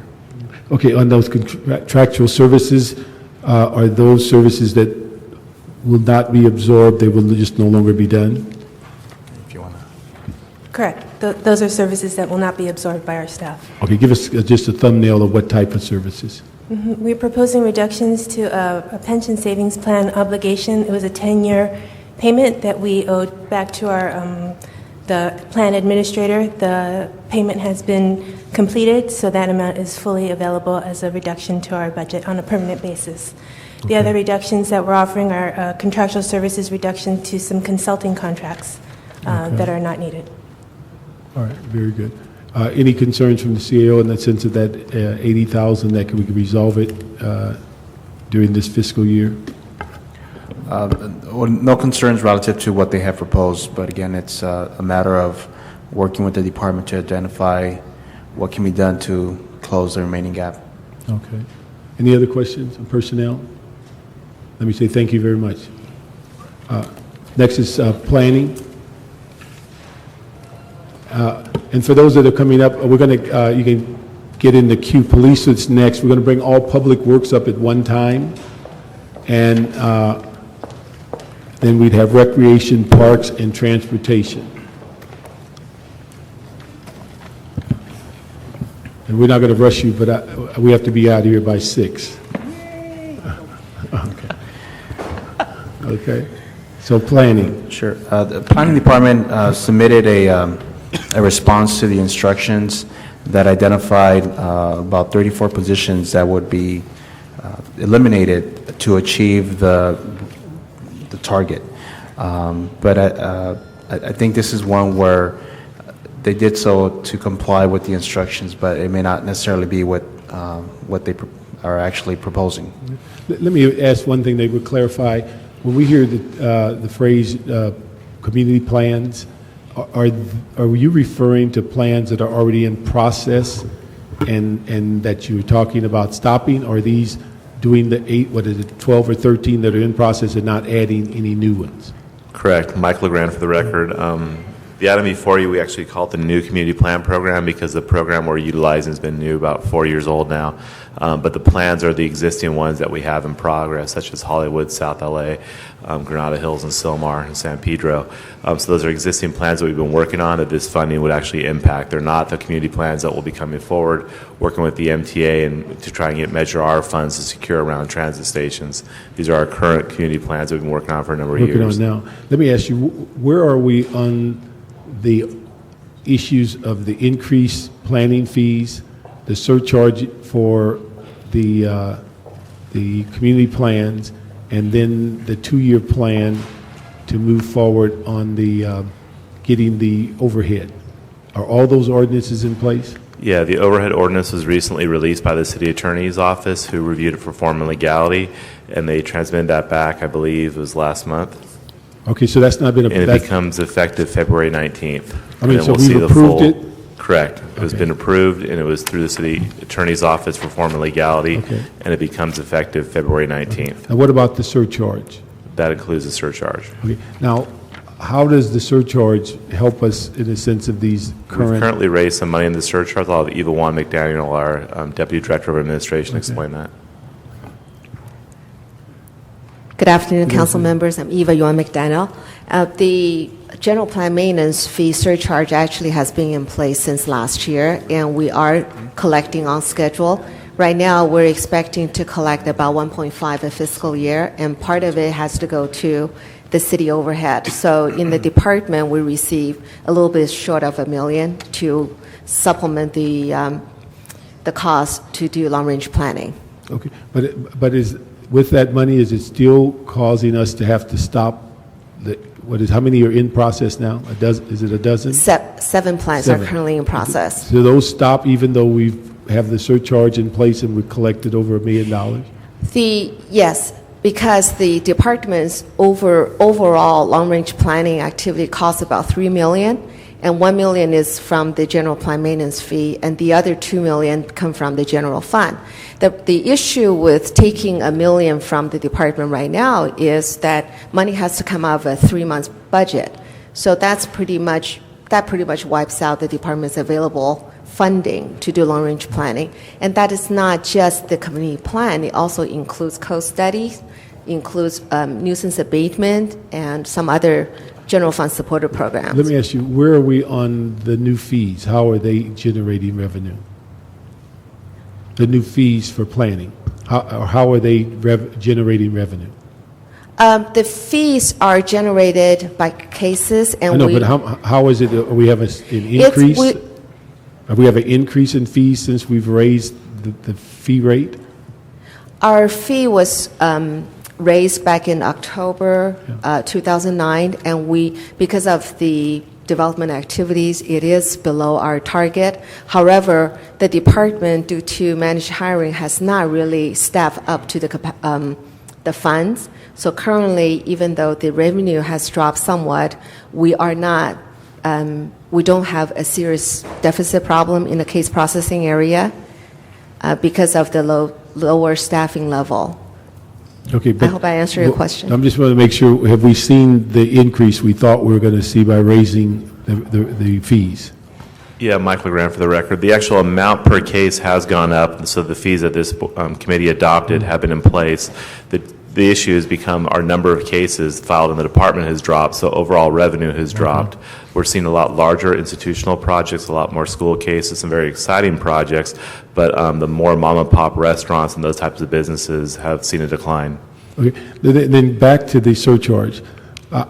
When you say the issue of long-range planning, the way I understood the surcharge was a specific earmark for community plans. Now, do we lose some of that effort by putting it in the larger context of long-range planning? That was a $3 million deal as opposed to the money specifically going to community plans. No, they're really tied in hand. I mean, the community plans are the land use element of the general plan, so that surcharge goes to continually update those land use elements so that they're in compliance with the general plan. That kind of is the overall constitution. So those monies are utilized for our ongoing operation of updating those community plans. Since we have 35 community plans, as you know, under your leadership, we take it on a number every year, and we're getting close to bringing some of those back to the city council. As long as this funding stays intact, we'll see many of the plans come before the city council in this next year. Okay. But the key is that you're saying with the $1 million that was taken out of the budget, all of that work would be put on hold? Correct, because many of them require intensive staff work right now. Even though we've done a lot of the background work, the environmental documents are in place, the public outreach, the workshops, more focus groups. A lot of the staff-intensive work is still coming up, and when we delay those plans, the problem becomes the EIR themselves get very dated, so we'd have to go back and update those traffic models. Those projects we looked at would all have to be refreshed unless those plans get adopted relatively soon. So we lose all that work. That's So been the done. investment from prior years, yes, there's a possibility that in some of those plans, those will be lost. Do you have a figure of what it takes to get those 7 plans done? You mean in terms of if we have the 7 plans coming up currently that are underway, so the remaining balance, we're within our budget to complete those plans. Okay, And there's so- some ongoing maintenance that'll be in our future budgets, but the majority of the expense has been burdened in this year. Maybe I misunderstood. So we can get the 7 plans done Correct, without this cut in funding, yes. without the cut? Yes, So without- what I want to find out, of the cut, that's $1 million, how much of that would be required to complete the plan? Is it the whole $1 million, or is it a portion of it? Yeah, I believe it was a portion of it. We had some of those activities, like our co-studies units, also general funded, that responds to council motions, as well as our nuisance abatement revocations unit. But the majority of that funding, I believe, was like about 21 positions, was all in our community plan program.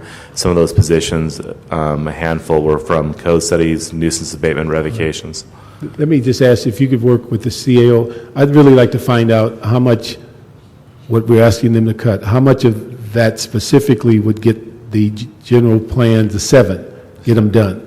And if it's a portion that we look at that in consideration, the larger issues that they're talking about on staffing, we may not be able to accommodate, but I don't want to get to this point on community plans and drop the 7, that we at least get those done and begin to look at in the future to what we can deal with others. So if we can look at that before it comes to council and find out what do we need to keep the 7 in play and complete it. All right, we'll do. Hey, Mike, I have a question for you regarding nuisance abatement work. When a police department or city attorney action results in a planning case that comes forward, are we getting a 100% full cost recovery on those zoning corrections? No, Councilman. We do have an ordinance that allows for us to go back retroactively at the end of the case, because many of those cases take a number of years to establish the legal record in order to close down those nuisance businesses.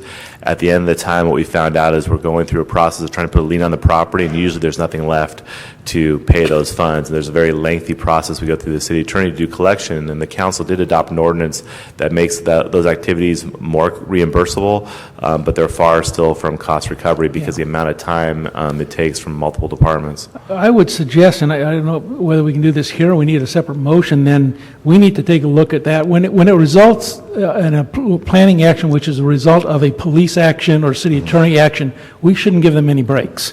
And I know there are many things in the codes that we actually don't full cost recovery, particularly appeals and things like that, but they shouldn't be allowed any breaks. And so if we have to do a zoning action to rectify a problem that they've created, and it's come about from a police department or a city attorney function, we need to get 100% full cost recovery from them. And just to clarify, and you're correct in terms of that we have a plan approval. So imagine that you have a nightclub that's operating outside their conditions, a nuisance on your neighborhood.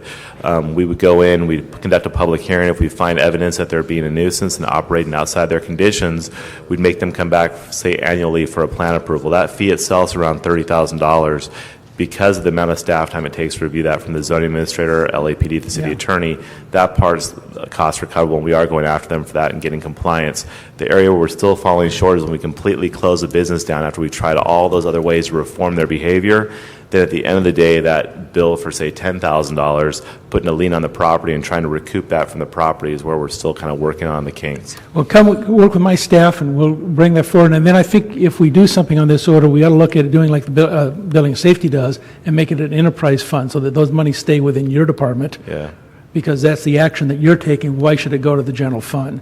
So we can work on those things. If you give me those specific examples of how we can do that, and we'll bring forward an ordinance change. Thank you. Be happy to do that. All right, thank you. Paul?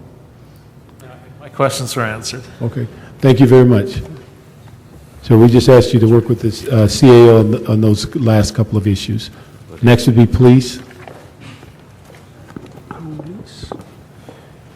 Yes, Police Department has presented a chart that indicates where they are currently relative to what we've been proposing. Did you pass that around? Yes, we gave it to her.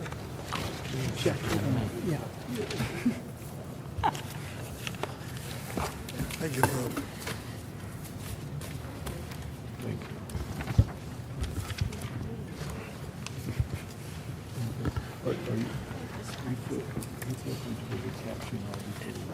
Just tell me if it's furlough impact statement. As I mentioned earlier, the additional information presented to you included the furlough impacts that the department submitted a week ago. And the only information that had not been presented as part of our report was a chart that the police department has, I believe, distributed to everybody.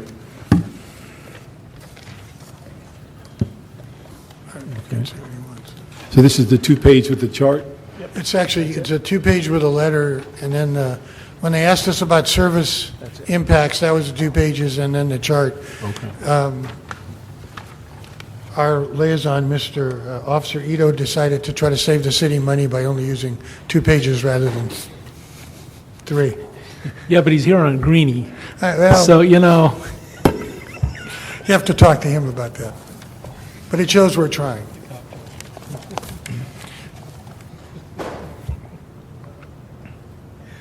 Okay. So just to recap, what we showed in our report was that the department's target, as identified in the original reports, equaled about $9.4 million, of which the council approved making the department absorb a portion of the EAA reduced furloughs, and that was about $2 million. The other portion that council approved was suspending the March hiring class, and that would save about $200,000 for this fiscal year.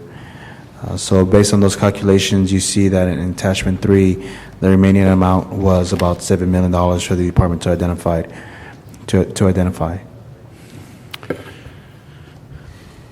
Okay, and then what is the department's response on the 7.1 million?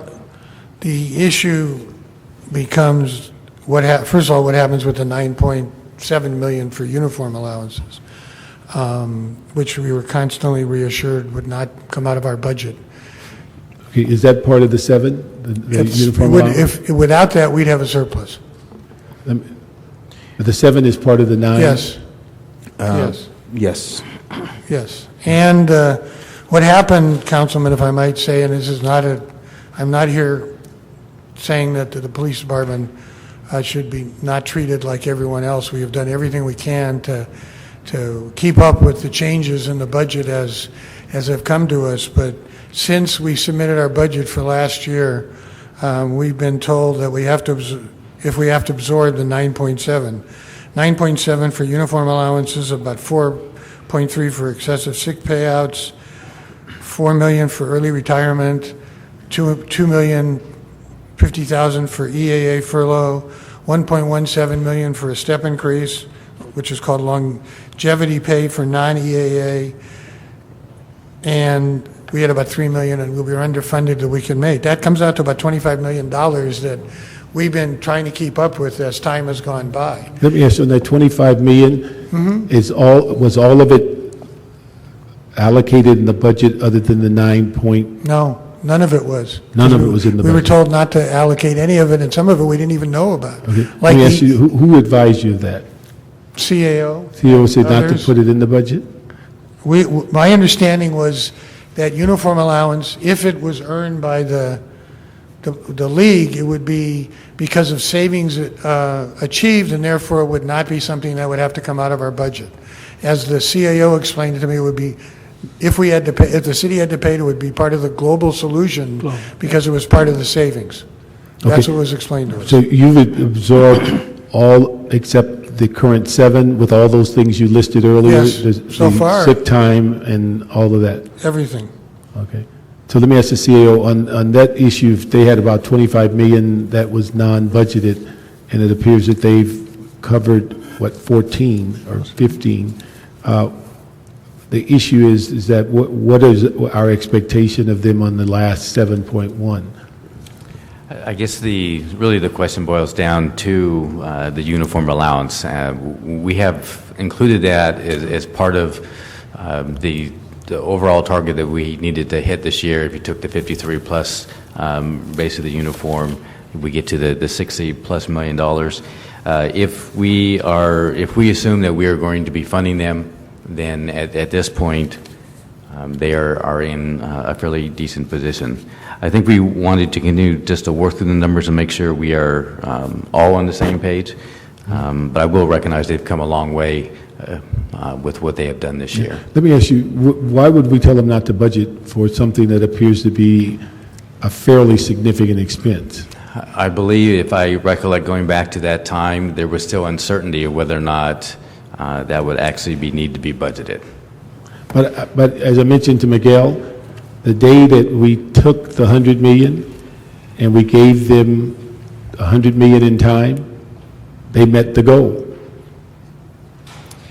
The expectation is we wanted to track the actual savings, and probably going through the first 6 months of the year, there was, when we put the budget together, there was still uncertainty whether or not they'd actually hit that target. But what about that other part that takes them up to $25 million? How did those things didn't get in the budget? How did the $4 million, the $2 million, the $1 million, how did we give them a budget that's $25 million short with an expectation they're going to absorb it? Would you like me to answer some of that? No, let me say at the CAO, because they're the ones that constructed it. For some of these items, we budget in their accounts as directed. There was, I'm sure, some uncertainty of whether or not they'd actually be able to achieve some of the reductions, the contractual services, the field equipment, et cetera. The overtime. I believe there was a desire that when the budget was put together was trying to keep their budget increase to a minimum.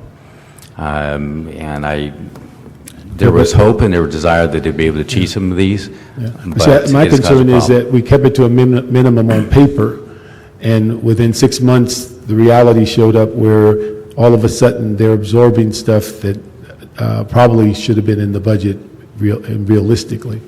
And so that's a hard pill for any department to figure out $25 million to absorb on a good day. And so we're down to the last 7, right? 7.1?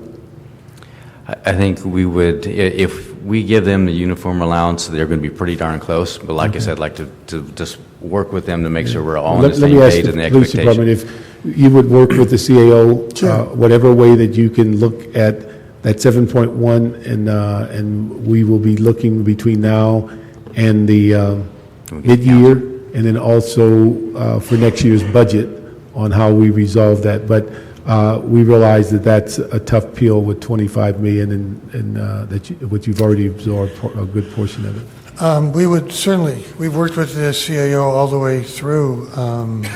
We'll do the best we can. If just in their defense, if I could have, some part of that was agreements the city reached this year, the EAA agreement and others that cost us. Oh, no, we understand that, but money. the uniform allowance, I just don't understand that one. The interesting part is we're getting punished both ways, because of our management and all that we put into it, we actually saved the money in overtime, and now they're telling us, well, you did a great job managing, now you have to pay this extra $10 million. Welcome to LA City budget process. Facetiously, I could say we might have been better off to not manage that well. Okay. So we'll ask you to work with them. Really appreciate closing most of that 25, and we'll see what we can come up with the remaining 7.1. Do you have any other questions for the police? I just think it's miraculous that, in my entire career, I've never sat here and said, gee, LAPD's on their budget target. That's amazing, so congratulations. It's a promise the chief made when we got the budget in last year, and it's a promise that we intended to keep. Yeah. So the thing is that whatever you can do to, like I said, work with them and see what we can come up with. The next, if we can bring all up Public Works up at one time.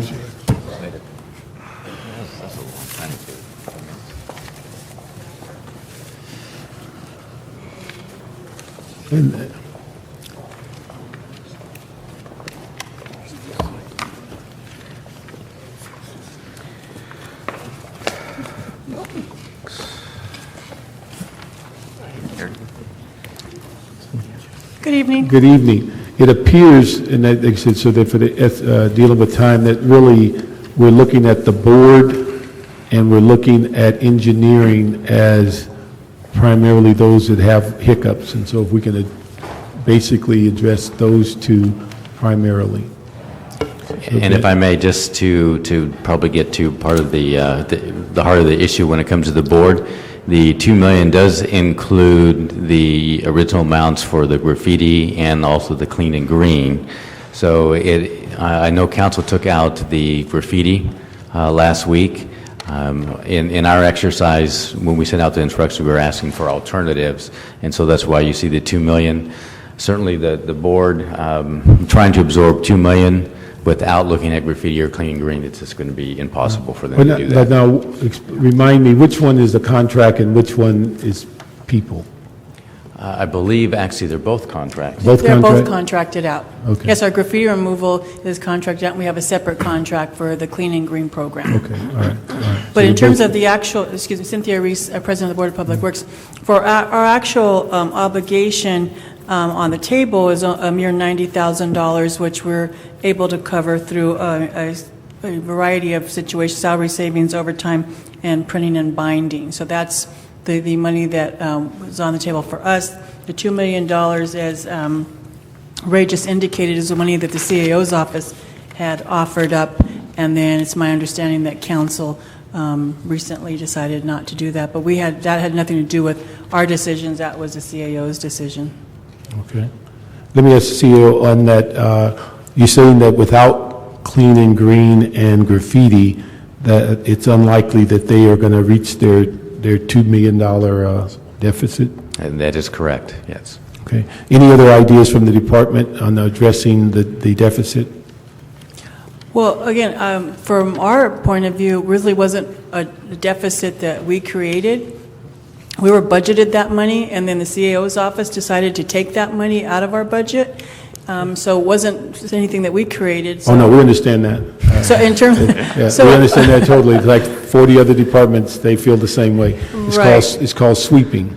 Exactly. Okay, well, that was a little bit more than sweeping. No, it would be a different discussion if you'd overspent your budget. Right. In terms of can the board office absorb $2 million? The answer is no. Okay, let me ask you this. Within all of the, bureaus under the board, is there an ability for them to share in closing that gap? Good question that we'll have to have my directors answer. And I know engineering has a specific issue, but can that gap be closed from the bureaus under Public Works? Well, I think Ray has the global vision, so. Okay. What do you think, Ray? Let me, why don't you, is that a possibility when we look at the issue of Con Ed, street services, things of that nature? And then also sanitation would be under there, right? It's going to be, as I'm trying to go through all the bureaus, it's going to be very difficult. Street services? Street services, there might be more of a possibility, but certainly it's going to impact some of those services you see on the street. Engineering. Yeah, we're going to deal with engineering separately, but let me ask, President, would you get with the CEO on the $2 million and see on street lighting, Con Ed, sanitation, street service, those, how that might be spread amongst them and the Bureau? We realize that the money was taken. You didn't overspend it. We realize that. But the issue is it's still a deficit that we're trying to fill in some way. So if you work with the CAO on that issue, and then we can deal with engineering and see if they have a way to engineer themselves out of this. Well, we'll be more than happy to take a look at that, but just, we just feel it's going to be very challenging. Okay. But again, realize that this is a minor challenge compared to what's going to happen next year. So whatever we do this year that's substantial and long-term is going to help you next year.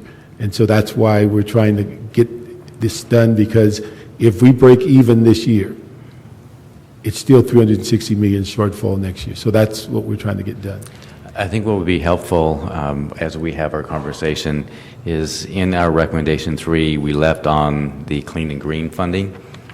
It was our understanding that council did not outright dismiss that, so we left that there as an option.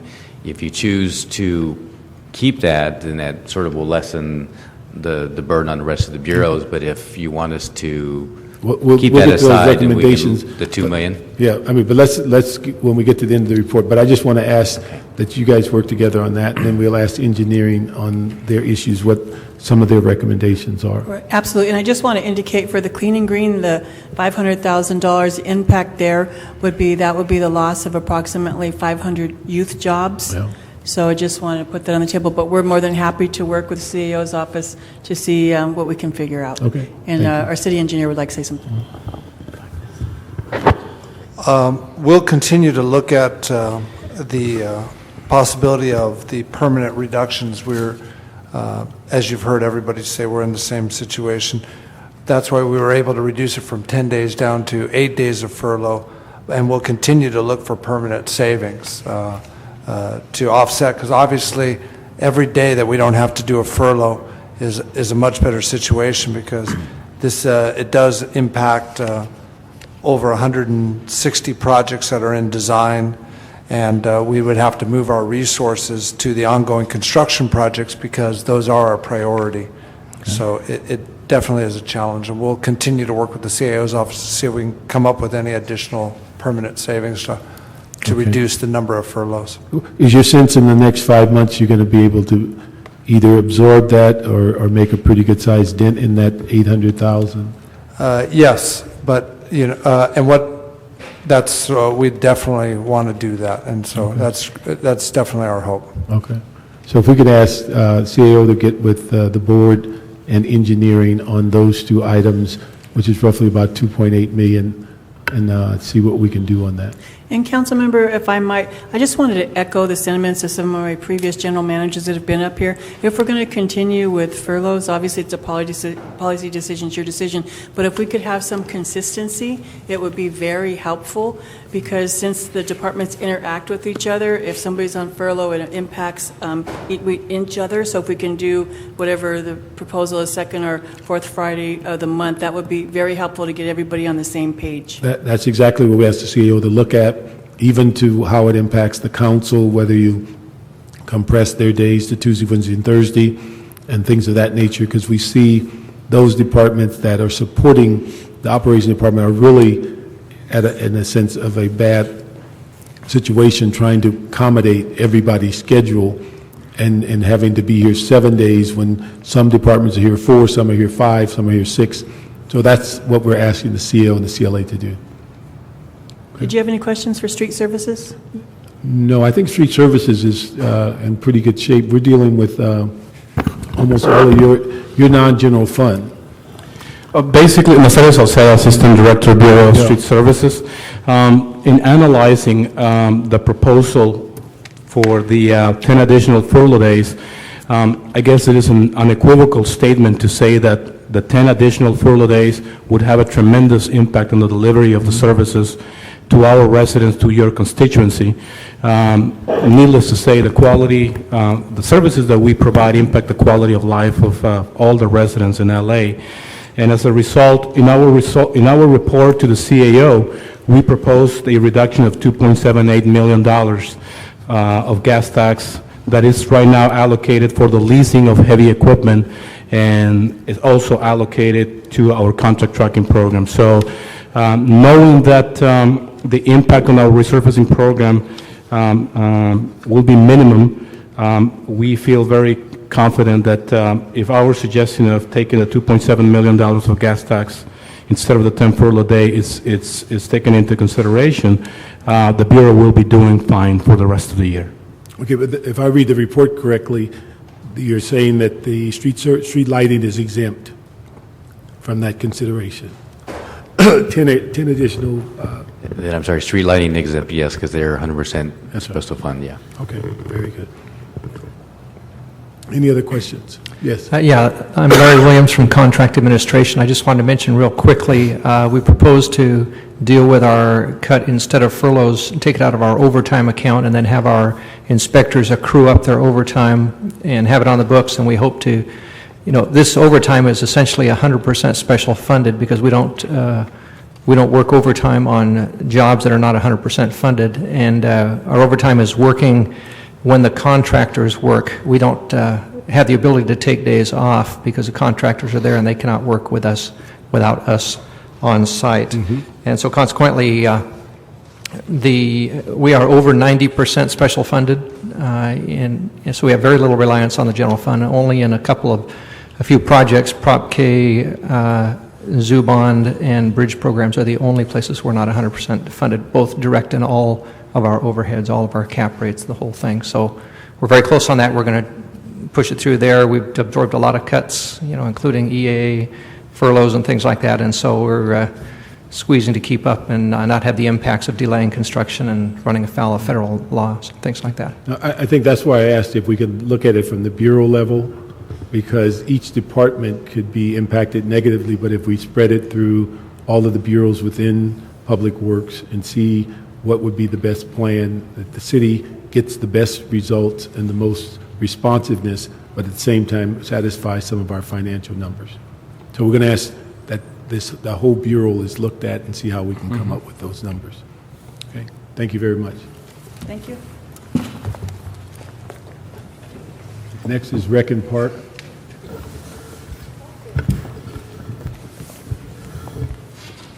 Have Rec and Park? Here we go. The department did not submit a furlough impact statement because they were not subject to furloughs this fiscal year. However, one of the recommendations being made in this report is a reconsideration of the recommendations relative to the $1 million for as-needed salary saving for as-needed salaries and 1.8 for refuse services. So we are asking that the council reconsider the $2.8 million target for the department. Okay. Good afternoon. Good evening. Why don't you give us a little overview? What's the impact on the as-needed recommended cut that currently impact your department? Regina Adams, Executive Officer, Recreation and Parks.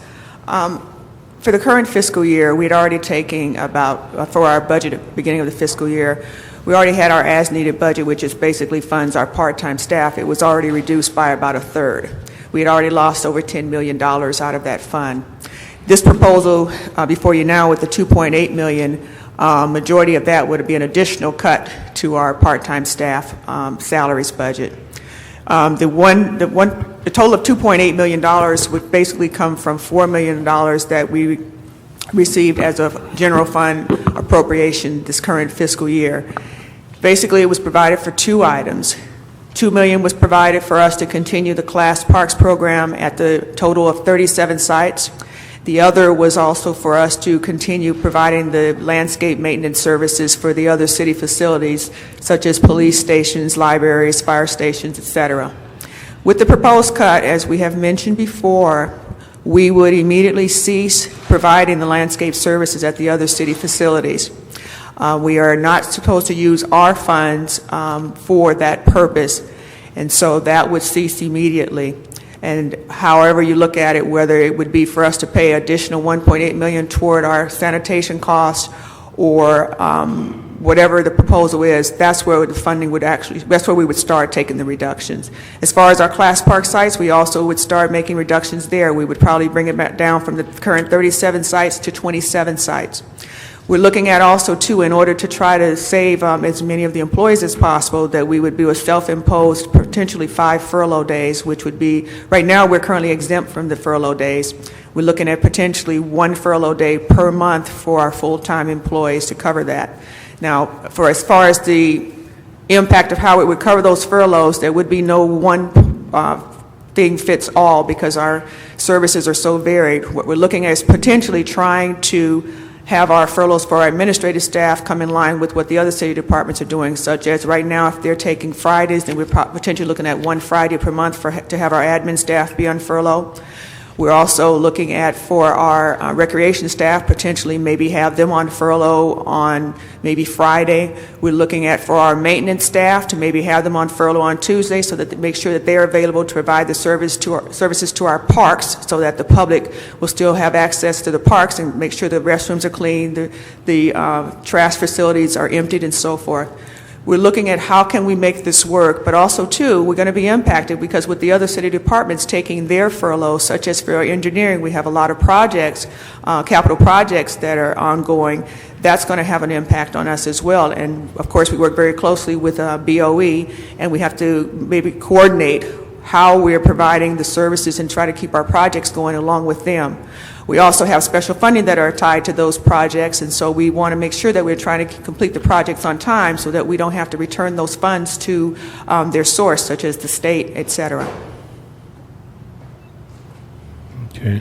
Let me just ask on we certainly don't want to return any funds, but with the 2.8 million, is there any, what do you see as the, you mentioned the 1 day per month. Is there any discussion at all about, in the sense of making those 1 day per month your holiday day off or something of that nature, being that people are off already rather than taking another day? For that, we'd have to probably work with the unions and so forth. We were trying to do this so that we have a minimal impact as far as with the employees' MOUs, and also, too, even with the EAA employees right now, we would have to negotiate on that as well. So we're trying to figure out how we would make this work. Okay. So, I mean, you're saying possibility. Is anything in concrete that you have put in place that's real money? Beg your pardon? Is there anything that you have identified in concrete that's real money?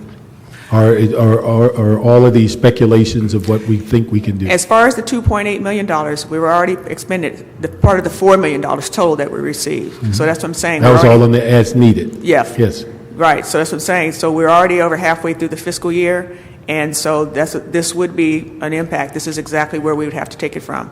Okay. Now, what about Rec and Park gets funds from other departments for services that they provide? Not really. Do you get funds such as, do you do, what is that, work for the libraries or something of that nature? Harbor Department. Harbor yes, Department. We do get some funding for Harbor Department, but that's a few positions. That's only in the harbor area, San Pedro area of the city. Okay, then let me ask the CEO on the 2.8. Any other ideas as far as Rec and Park other than what is in this report? It's at this point, it's getting pretty difficult to identify other solutions. What we had laid out was roughly $1 million as part of their general fund allocation. So either from the as needed, which was originally proposed, but also giving them an option to choose what they mean or what they wanted to substitute. The 1.8 was simply for them to start paying for their trash services. And so we would not reduce the general fund appropriation to them, but that they would have to basically fund those costs and pay sanitation directly. Okay. And then we're also, hitting them with overhead and other things as far as their costs? To some degree. Over $38 million. For overhead? Is that the 100%? So this will be an additional 2.8 on top of the 38. Okay. So you've absorbed that as part of the... We have been, as I say, we've been regrouping at this point to cover the 38. Of course, in order for us to be able to cover that, we're trying to make sure that we hit our revenue targets, which at this point we don't think we're going to be able to do.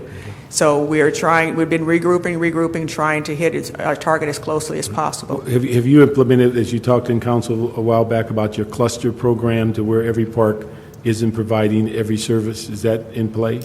As we keep getting reduced, that's exactly what we're doing. We're looking at parts of the city that we are going to implement the clustering, and we've already started to do that to some degree.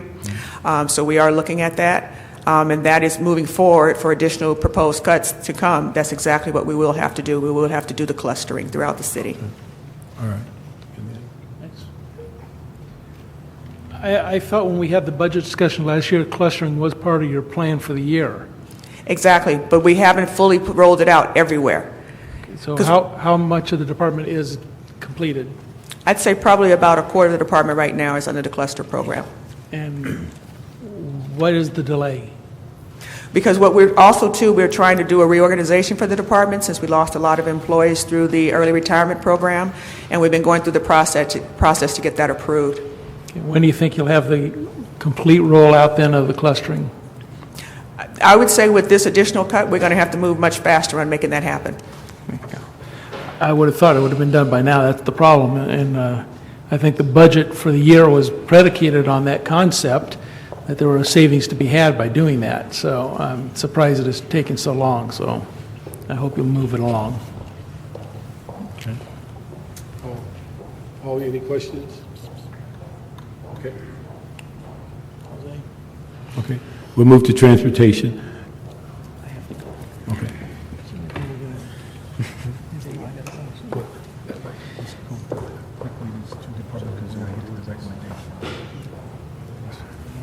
Transportation? Okay. Transportations did submit a proposal that identified ongoing savings that would... There's at zero. Yes, that would lead to a zero. Okay, the only thing I'd ask, we see your numbers, that we do need as reasonable as possible with a complete report about the whole 5-year rolling plan. That's absolutely essential because it affects several recommendations that we'll be dealing with. So if that's the message we send back to your interim general manager, but with your zero there, I don't think there's any questions. We'll just keep working with the CEO to keep those numbers as they are. Anything for transportation? Okay, let's move on to treasurer. Okay. As I understand it, you're not reflecting an impact by taking the furloughs. What would the actual impact be of the furloughs on DOT? Well, Selwyn Hollins, LADOT Finance and Administration.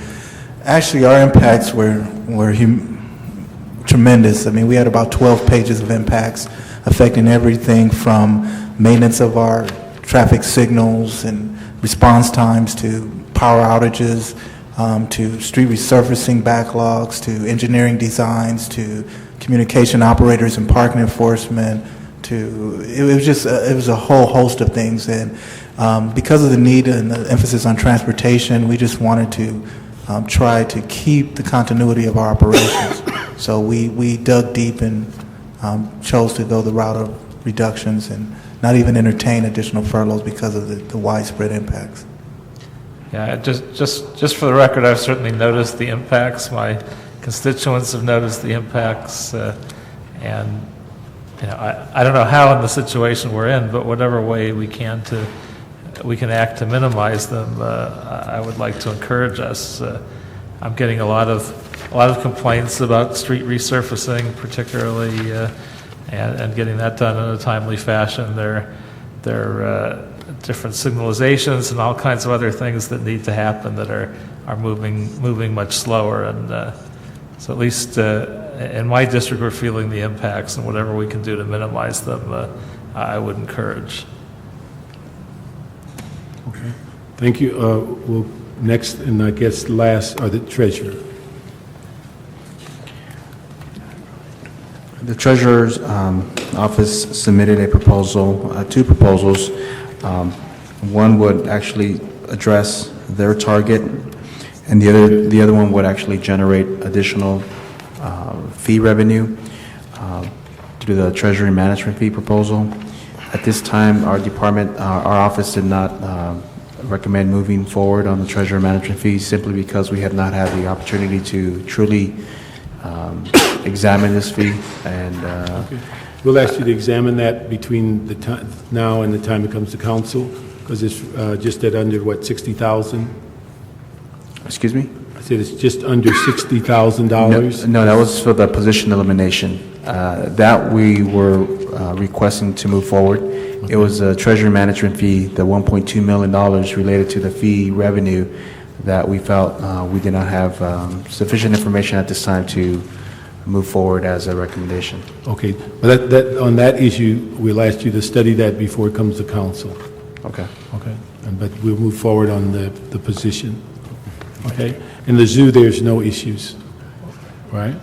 On the position? On the zoo. Okay.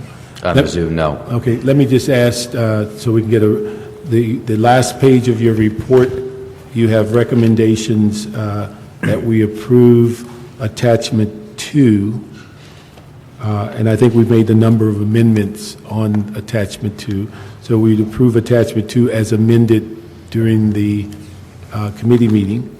Now, on the issue of the minimum of 5 days for the remaining of the fiscal year, What is the CAO's position on that, on recommendation 2? I think on that particular recommendation, I believe we want to basically just continue that in committee. And we can have the conversation when we get more information back from the P3. Okay, so we will hold recommendation 2 in committee that deals with the 5 furlough days, and deal with that within the next 3 weeks when we get P3 information. On the issue of recommendation number 3, as it relates to A, dealing with clean and green, and let's see, A on clean and green. Is that recommendations moving forward? Basically, everything in recommendation 3 would be held as well. However, you have removed D and E. Okay, we moved okay, we removed D and E as we discussed it, amended it, but we'll hold A, B, C, E, G, H in committee. Is that right? It's A, B, C, F, G, H. F, okay. Yeah. D and E are... So everything else other than D and E will be held in committee, and D and E has been removed by the action of the committee. All right? Thus far. And then 4 stands on his face, on his own. So with that, Clerk, do you have a good sense of the amendments that we made on attachment 2 and 3? We will work with the clerk to make sure we have... And then we have a new attachment 1 that alters the wording of the dealing with the reimbursement funding on EAA. Is that right?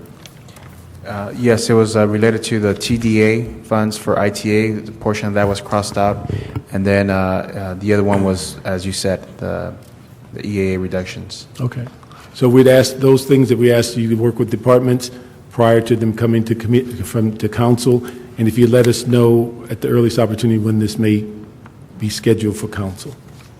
Okay. Could you just kind of update us as you move along and you get a recalculated number? Because there's a lot of recalculation just on what we did today. And just as you move through departments, if that changes that calculation significantly, that'd be good to know. Because our goal is really to, at minimum, cut the, what was it, the 60 in half, right? We did 18. Yeah, so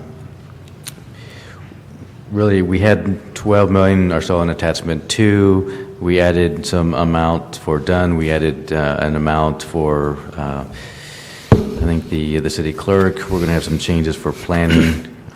So we'll reconcile. If we hit that $12, $13 million. We've hit about half of the problem, yes. Okay. Any other questions? No other public comments? We're adjourned.